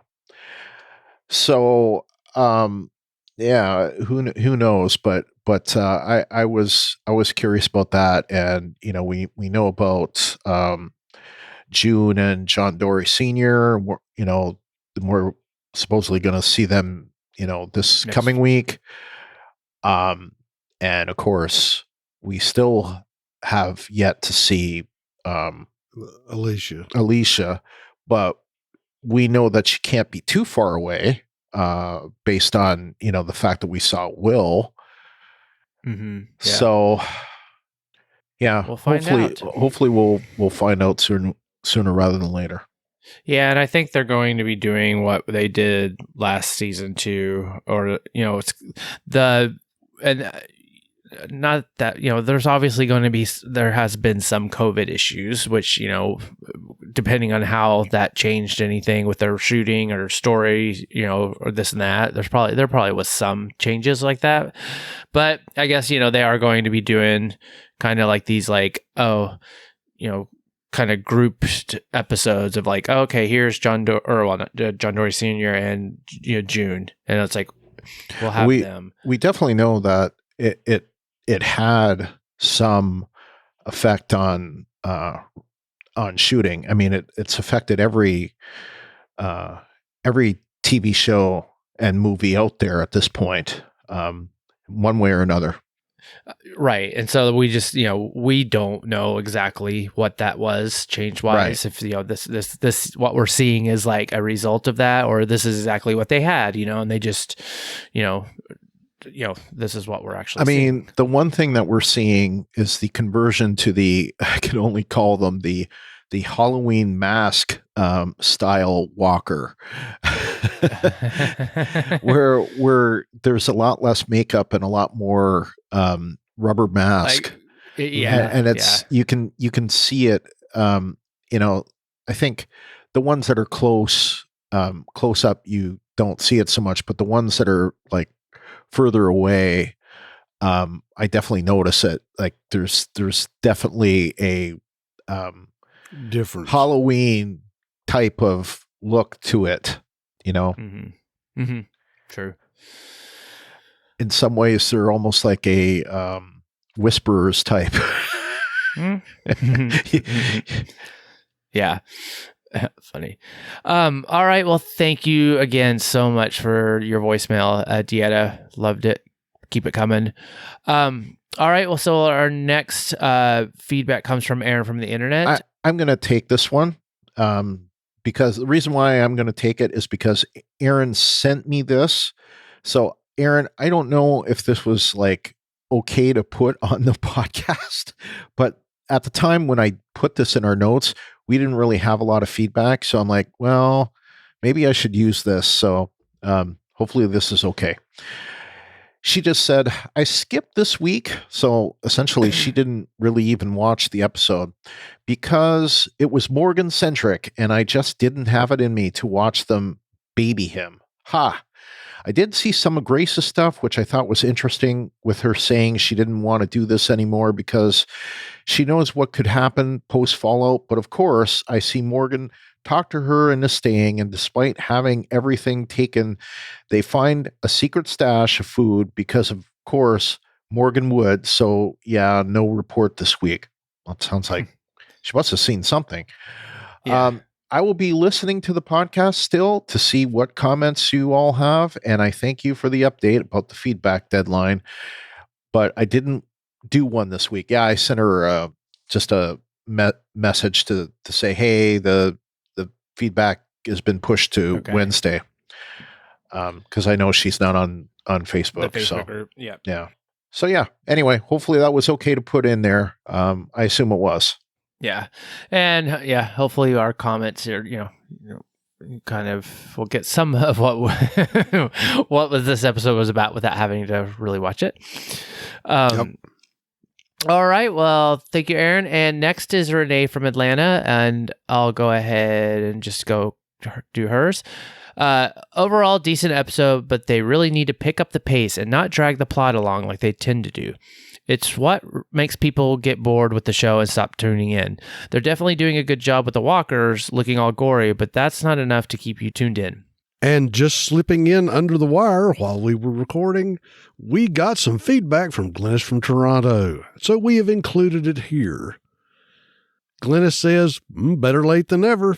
Had it already with the Fear of the Walking Dead yesterday and was going to add The Walking Dead World Beyond today, but ended up totally slipping my mind. So for what it's worth, here's my feedback. Better late than never. She gives it a rating of 6 out of 10 for crying out loud, and I will concur. She says awesome sauce when Baby Mo finally stopped crying. She says weak sauce. Morgan's car, when it crashed, was outside, but when Morgan was attempting to fix the wheel, all of a sudden it was inside the building. And that's a good point. That is a good point. It seems like, maybe there was a scene cut or they wheeled it inside during the commercial. Yeah. Yeah. With the broken wheel, or it was a bent wheel? It was a COVID restriction. It was a bent wheel, so I'm assuming they could still roll it. They just couldn't drive it. Yeah. But yeah, your point is taken. It was outside. I didn't. Now I want to say 7.1. I just like the awesome sauce. I was going to say, Brian, so my 6 is not looking so bad now. It's not. This does happen sometimes. I am influenced after like my initial rah gets kind of like, oh yeah, oh okay. I forgot about that too. So anyway. Well, it's my job to sprinkle cold water in the face of enthusiasm. I still say, even with that, even like considering the slammingness that, if that's a word, that I've heard some of the podcasters do, I still think that we're giving the show we're giving the show a chance, and we're calling it when it misses, but we're also giving it credit when it doesn't miss. And especially this episode, I think the scenes with Grace at the beginning of the episode were stellar. So, that carried it for me until it was pushed in my face, all of the things that didn't work so well, that I was conveniently forgetting. Anyway, please continue. Okay, well, she's left us several points of feedback. And she starts with 1. I don't blame Grace for wanting to go out and see if she can find food in both 6-hour stints, one after the other, as she's still deeply depressed from losing Athena, and being around baby Mo is just a sad reminder of what she lost, and also to get a bit of solace from all that crying. That really jangled the nerves. I was tempted to fast forward or mute. Number 2, I mean, we get it. The baby was hungry, so it won't easily be consoled, but the crying didn't have to last nearly the whole episode. Again, we get that. That couple's husband was driven nearly insane and killed his own baby to protect them from the zombies. But I don't know that crying was also out of hand, but I guess it really illustrates the desperation all around with Morgan, Grace, and that couple. Definitely some people not feeling the baby love this episode. Yeah. I'm usually the one that's not feeling the baby love, so this is kind of funny for me. So she says, Grace shooting that couple's husband in order to save baby Mo seemed to jolt or snap Grace out of her depression. Not totally, but at least now she's prepared to care for baby Mo. Maybe she can now start to heal emotionally. Mm-hmm. That was a good part of that scene where she started singing in replace of the, so I did like that. She goes on to say, interesting intercom system used there by Morgan to warn Grace in the nick of time. Makes you wonder who set that up. Would be the type of people you'd want to meet in an apocalypse. I would have thought Howard would have been a little more lenient at least and leave some food for Morgan, Grace, and baby Mo. But no, he's following Strand's instructions to the letter with only offering Grace and baby Mo a safe haven. So a showdown will come in later episodes with Alicia and Morgan face down Strand. She says, but if Morgan and his cronies hadn't visited the sub, then Morgan and Grace wouldn't have discovered the powdered milk supply, so out of a bad situation came a good find. Should let them both have a little bit of relief and give them some hope after such a bleak 6+ hours. And finally, she says, so the bounty hunter has an evil twin brother. Fear the Walking Dead just went all soapy on us. He also got his brother's bloodhound back, too. Morgan again has to watch his back.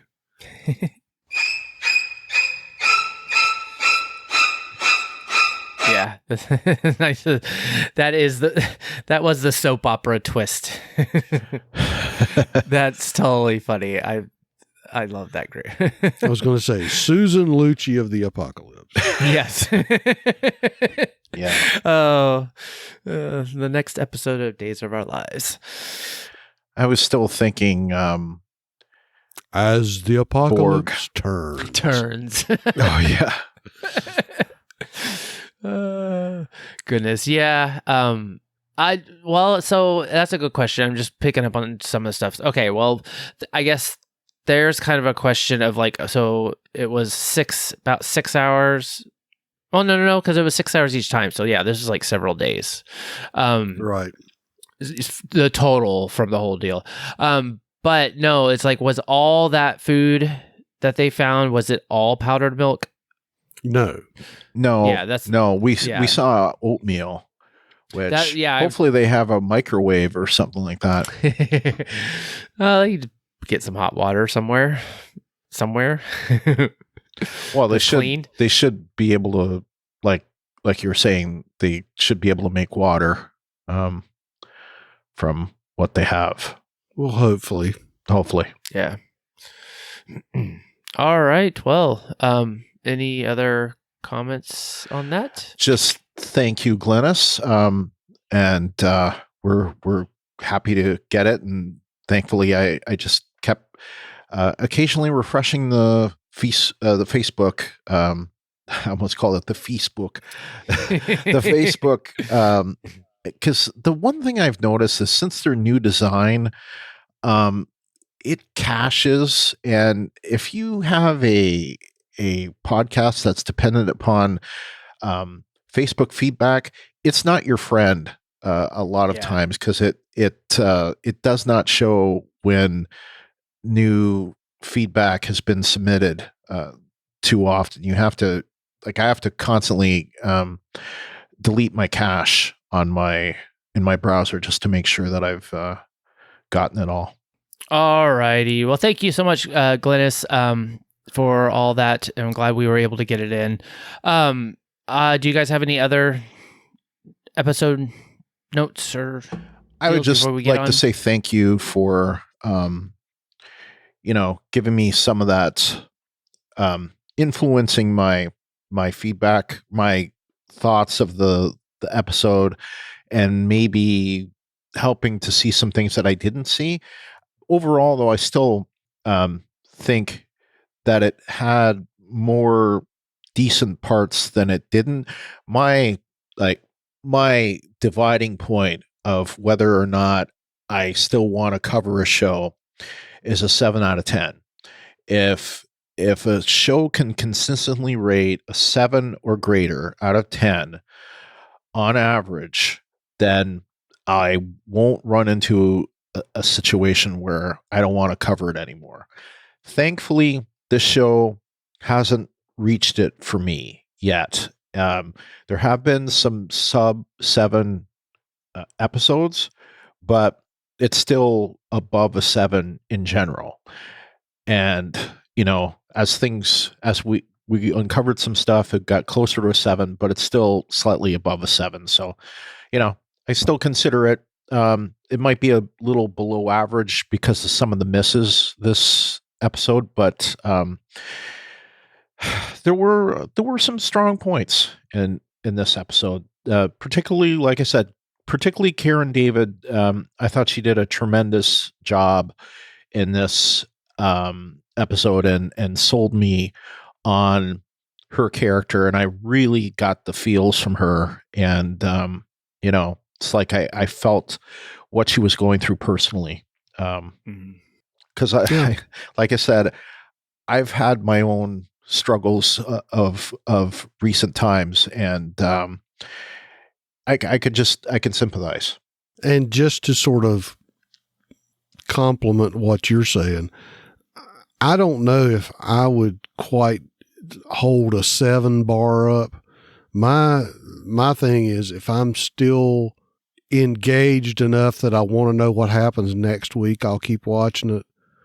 If we had an episode where I'm like, I don't care. I don't care what happens next week, then even out of morbid curiosity, I wonder what's going to happen next week, then I probably won't watch it. And you might look at my scores and say, well, he's being extremely harsh on this show. And sometimes it's merited, but as a whole, I still enjoy it now. What killed me on it before was that in season 1, season 2, I really, it just didn't do anything for me. Well, like 2 things I want to bring up with this about season 2. I had some trouble with the show in season 1 and especially in season 2, and I got to a point where I was finally starting to feel Madison's character, and then she lit the sign up on the hotel, and I'm like, "Are you kidding me?" And that made me that just infuriated me about the show for a while until I felt better about it near the end of the season. But that one act, I just about lost it. But this actually brings up something that I wanted to ask Renee earlier in the episode, and I forgot to bring this up.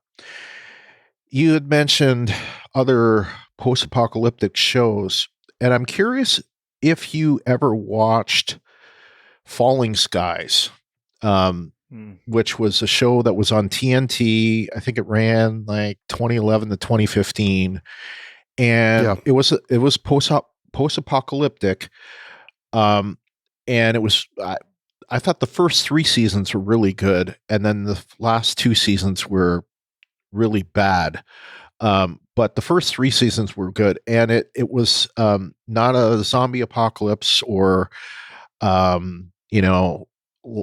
that kind of thing, but it was an alien invasion, and I I thought that in some ways there were some parallels to this show because it was very, at least at the beginning, because it was very family centric at the beginning. And I'm also curious if you watched The Strain and what's the other show? The other show that was on TNT, the Navy show. You know what I'm thinking? The last ship. The Last Ship. Yes, The Last Ship. Thank you.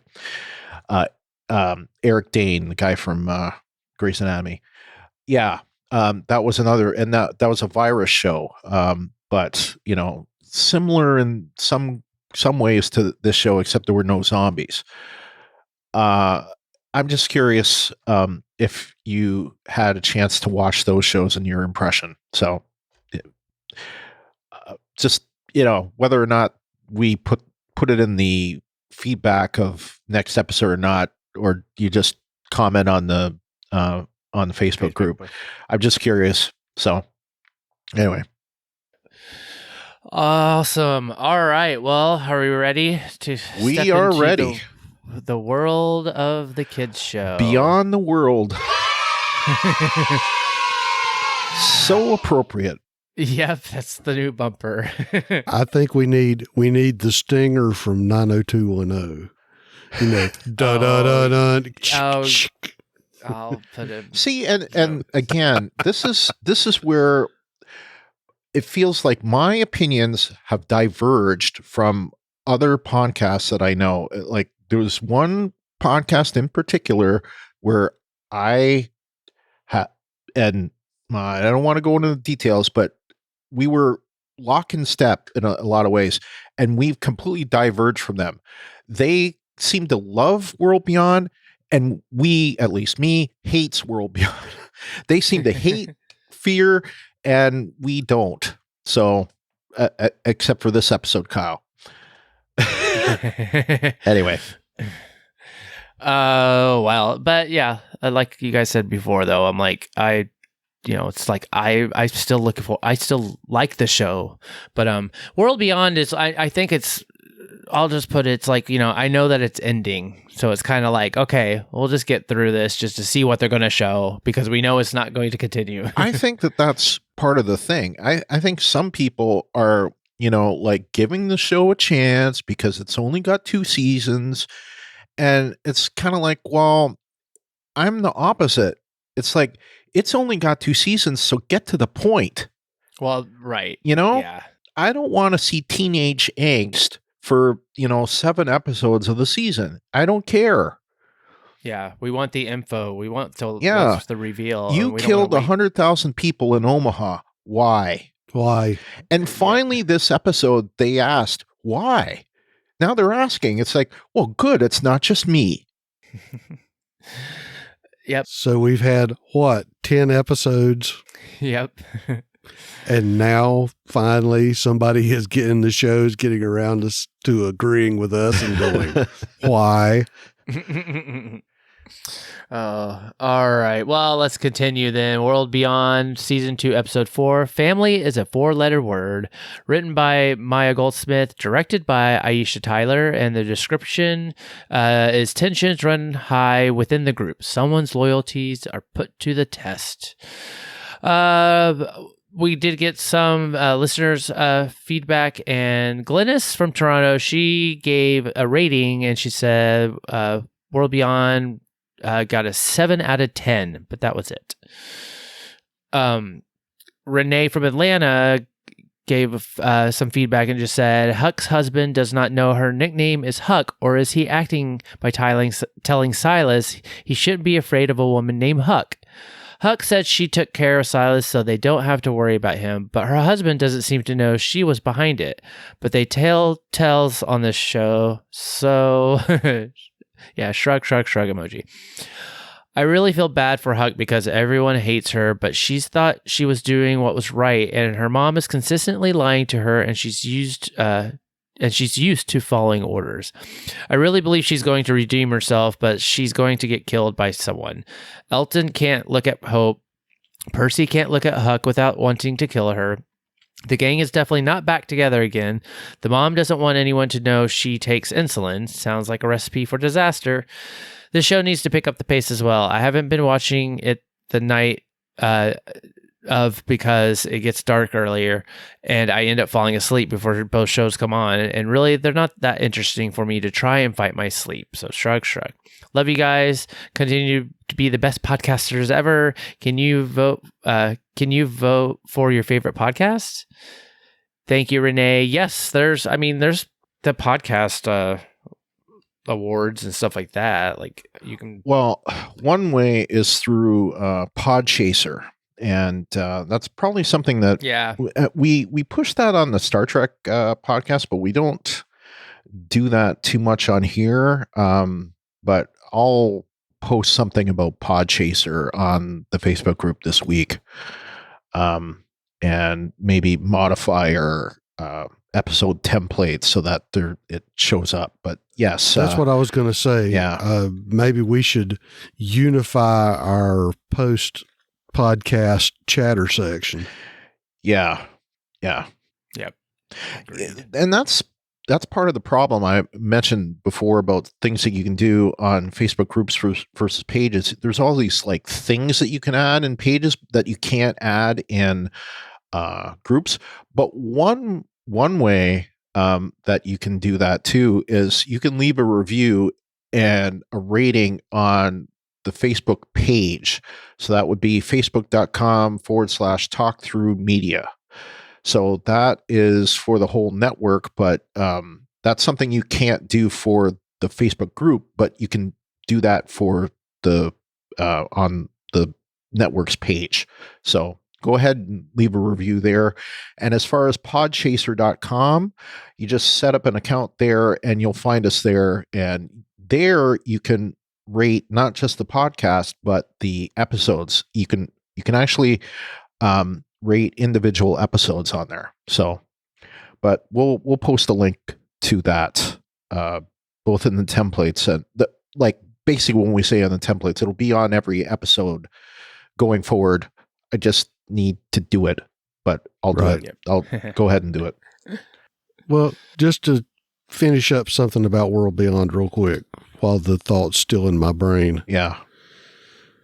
So Huck is just now figuring out that her mom has really been manipulating her. Yeah. When they went through the scene that I got the big willy when they had the thing where they broke her arm. Oh, yeah. Mm-hmm. It was just ooh. Yeah, talk about eye needles. Yeah. That was like arm needles.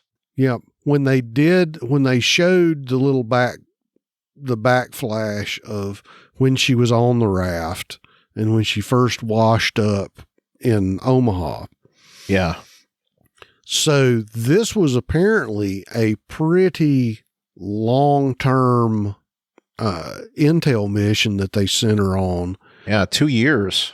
Mm-hmm. But I still want to know why. Yeah. What was the point of sending somebody into the community like that just to read the temperature of the people to find out what they're doing? It's still, like you said, the math doesn't quite add up yet. There's nothing about it that adds up, and it just doesn't make sense. Yeah. So Felix is pissed off at her and she's trying to talk to him and maybe explain what was going on. And of course he's having none of it. Mm-hmm. Alton is being curious in his way and he's finding things out, but it's still not the fact that he's making googly eyes over the art commune girl is still not quite adding up, especially the fact that he's still so hung up on Hope. Or no, he's hung up on Iris. He's hung up on every girl, I think. Well, he's the right age for it. Yeah. He's hung up on corduroy. Because corduroy is sexy. Hey, corduroy makes me sexy. And of course, the sidebar to that is when they interviewed the actor on Talking Dead, he was saying, they had to make like 4 new suits for him because he had a growth spurt. Yeah, you can tell too. Yeah, he's definitely. It's almost a.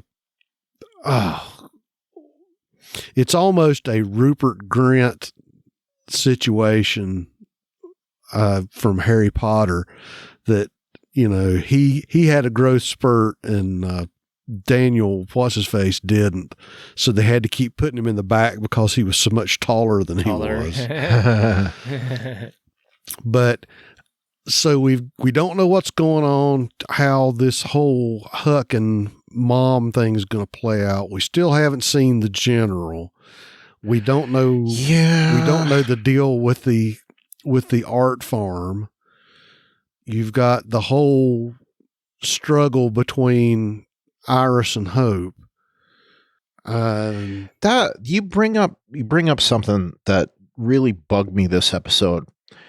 We see, we see what's her name, do that like little speech. It's like, why is she doing it? She's like doing it like she's like the head of state, and it's like, she's lieutenant colonel. She is not the head of state. Like, is she, and is the major general the head of state or something like that?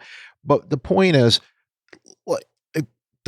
she wouldn't be the one that would be making a speech like that. Like, it would be the president of the Civic Republic to me. And that made no sense to me. That was kind of like, well, we don't have any other actor to do it. Well, I would say, the way that I took it was she was doing like the briefing officer, public information officer gig. Because if you remember back several times during like the first part of when we went back to Iraq and some of the early days of Afghanistan, you'd have that Pentagon briefing where the colonel came up and said, well, just to let you know what's going on today, we've done X, our people have done this and that, which I could see if it was just a military thing. But like you said, this seems to be more, this should be the press secretary for the president or or the president themselves. Like, right. It wasn't delivered in a, this is the brief, the military brief for the day. This isn't like Colin Powell, talking about the things in Desert Storm today or something like that. Even this seemed more stately, and it was that part of it that I didn't buy. So that bugged me. But there's a lot about this show that bugs me just in general. And I've been more positive about this show this season than I have been last season. But the last couple of episodes have had more trouble. But, this still reeks to me of Apocalypse 90210. Yeah. Indeed. Yeah. And it's still the most frustrating thing about the show to me is for every bit of information they give us positive about the CR, everything that we get that answers a question, there's so much other stuff that brings up more questions and, makes me wonder why I'm still watching this show. That's the part I have trouble doing the math on. Yeah. Yeah. Yeah. Because I don't dislike the show. And I've said it before. I like I like Huck's character. The problem I'm having with her right now is the story thus far that has been exposed doesn't make sense. Yeah. It doesn't. As you've said, the whole calculus of why they destroyed Omaha does not make sense to me. And it doesn't make sense why they put her, they put her on a 2-year mission to get Hope, which again makes no sense to me. It's like, if it seems simple to me, it seems so simple to me. They've got her father is there. They could say, hey, come on, we want you to, we're bringing you, over to live with him. You can come. Do you think that they would say no? Of course not. They wouldn't say no. They would come, and they would come gladly because they miss their dad. So that whole thing makes no sense to me at all. The only way that it makes any sense is if there was something, I don't know, some other reason that they haven't revealed yet that. Yeah, that's what I'm waiting on. Is like, there has to be something, because if there isn't, then it's like, then what was the point of this? Because we're not getting the answers of, like, if the CRM, like, they could have, like, why could they not go to, Omaha and be like, hey, we're doing all this research and we think, Iris is super smart and we have her dad, like, they don't even have to. That's the point, though. They don't even have to do that. They could just simply say, hey, we've got your dad. Hey, we would, we're offering the chance for you to come, and, you can study yourself, and, we'll give you the chance. Like, if there was something, I don't know, they had to put her through some psychological whatever, okay. But to me, if she's that smart, she's going to continue to be that smart. I don't know. It just, the whole thing doesn't make any sense to me. And the more I think about it, the more it just, yeah. And I agree. The whole thing about this being some secret research facility, it has like a mall and a school. It's like circular logic to me. Yeah. It's like, why did you do this? Well, because we needed it. Well, why did you need it? Because we needed this. This other thing. Well, why did you need this other thing? Because we needed her. Well, why did you need her? Well, we need to do this. Well, why did you need it? It's like round and around and around and around. And every answer leads to another question that eventually leads to a question you already asked. And it's just like, it doesn't, there's no logic to this at all. It's just. Well, and it doesn't make for good TV. No, it doesn't make for good TV. And, we'll talk about the ratings, but like, from what I'm seeing, if this was supposed to hit like an earlier, a younger demographic, from what I'm seeing, it's not. So yeah. And that's back to, if it's supposed to hit a younger demographic, then why is it on at 10 o'clock? Yeah, exactly. Right. Exactly. So, and I'm really hoping that they can get me some answers. I'm not going to hope that they stick the landing, because right now I don't see them sticking the landing unless there's a lot of woo-woo hand wave. Don't ask why it's like this.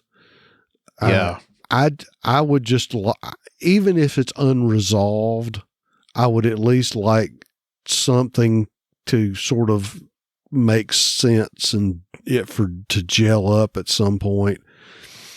What I'm afraid of is that I see this conflict coming between Huck and her husband. You were the scary woman who scared the big, quiet kid with long hair. Well, yeah. She's going to, there's going to be a thing where she comes to that compound, and, Silas sees him talk to her, and, there's going to be a whole thing, and it's going to be like, wait a minute, she's Huck? She's my wife. And, that's not Huck, that's my wife. Wait a minute. My wife's Huck? My wife is not Huckleberry Finn. Anyway. Yeah. The big question is like they, as in the showrunners and the just Walking Dead in general, it's like they've staked a lot on this because this has a thread in the main show, in Fear, and the movies that are supposedly coming out. So it's like if this turns into being like, if it doesn't give us answers or even something resembling of like, oh, that's intriguing, then it's kind of like, okay, well then why the heck did you take Rick out of the show besides he wanted to leave? It's kind of like, what is all this? So that's what I'm worried about. That's you just answered it. Why did you do this? It's the thing we talked about last week. It's like, why did you do this? Because he wanted to leave. Why did they send Michonne on this, crazy search for Rick? Because she wanted to leave. Well, why did they do that? Well, because, they wanted Judith, but they needed her to leave, but why did they make Rick leave? Because again, it's just, yeah. Well, I guess we'll wait and see. Any other thoughts before we move on? I don't think we need to, but yeah. Well, like I said, I hate to say it, but it's reminding me of something I saw once upon a time talking about evaluations. That there was once a young officer whose evaluating commander wrote of him, his men would follow him anywhere, but just out of curiosity as to what he'd do next. I think the thing right now for World Beyond is it's not that I'm so caught up in the storyline. I'm just curious to see what they're going to do now. Yeah. Yeah. I totally agree with that. That's a good way to put it. And, that's kind of like the reason to watch it. And I mentioned Falling Skies. That was why in the last season of it, like, it had gotten to a point where it was so stupid that if the show had, if I knew the show was continuing beyond, the fifth season, I would have just stopped. But it's like, well, it's the last season. I might as well watch it, right? And it's a similar kind of thing. And it's like, well, there's only 5 or 6 more episodes left. I might as well see where it goes. And the fact that it also is supposed to fit into this other, the rest of the universe, I'm curious where it goes. So anyway. Yeah. That's all I have to say. Yeah, I would say let's move on. We will tune in next week. Yep. All right. Well, then that takes us into our news, ratings, and info. There's a couple weird stories on the news. Oh, Shane. So for this week, Fear the Walking Dead got a 0.22 in the 18 to 49 with only 955,000 viewers. In the 25 to 54, it got a 0.35, and in the 50 and over, it got a 0.54. Now, The Walking Dead World Beyond got a 0.14 in the 18 to 49 with 688,000 viewers. And I didn't say it before, but of course that compares with last week's Fear was a 0.26 and 1.087 million viewers. So in both cases, down quite a bit. And not in the case of World Beyond, it was slightly down in the 18 to 49 and slightly up in the number of viewers. So it's kind of weird. That's happened a couple of times in a row with the show. So, Talking Dead, there wasn't any Talking Dead this week. I'm assuming that there won't be any Talking Dead until the season finale at this point. As far as the parrots, Fear, of course, Fear never seems to reach the parrots, but The Walking Dead went down. It was at number 4 last week, and it is at number 8 this week. So it went from a 47.1 last week times the demand of an average show, and this week it's now 42.5 times the demand of an average show. Number 1, of course, is SpongeBob. Good old SpongeBob with 74.3 times. That is up from last week's 71.2. Saturday Night Live sticking at number 2, slightly down at 64.1 versus 68.9 last week. And at number 3 and first on the digitals this week is You. Me? No, the show You. That is a newcomer at 56 times the demand of an average show. I guess it had just come back or is coming back, whatever. Show you what? There's so many pun jokes you could do with that. But anyway, My Hero Academia slips 1 notch because of You, and it's at number 4 where it was at number 3. And that's about all I have to say about the parrots. So that's it as far as news, ratings, and info. All right, LT, you want to tell people how they can interact with us? I do. We want to encourage you to follow us on Twitter and Instagram. That's at Walking Dead TTM. To submit your theories and feedback, most people post in our designated episode thread in our Facebook group. That's facebook.com/groups/WalkingDeadTTM. You can send us an email. That's walkingdead@talkthroughmedia.com.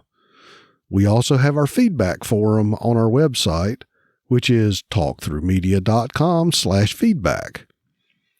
If you'd like to leave us a voicemail, you can call 216-232-6146, and remember, you're capped out at about 3 minutes.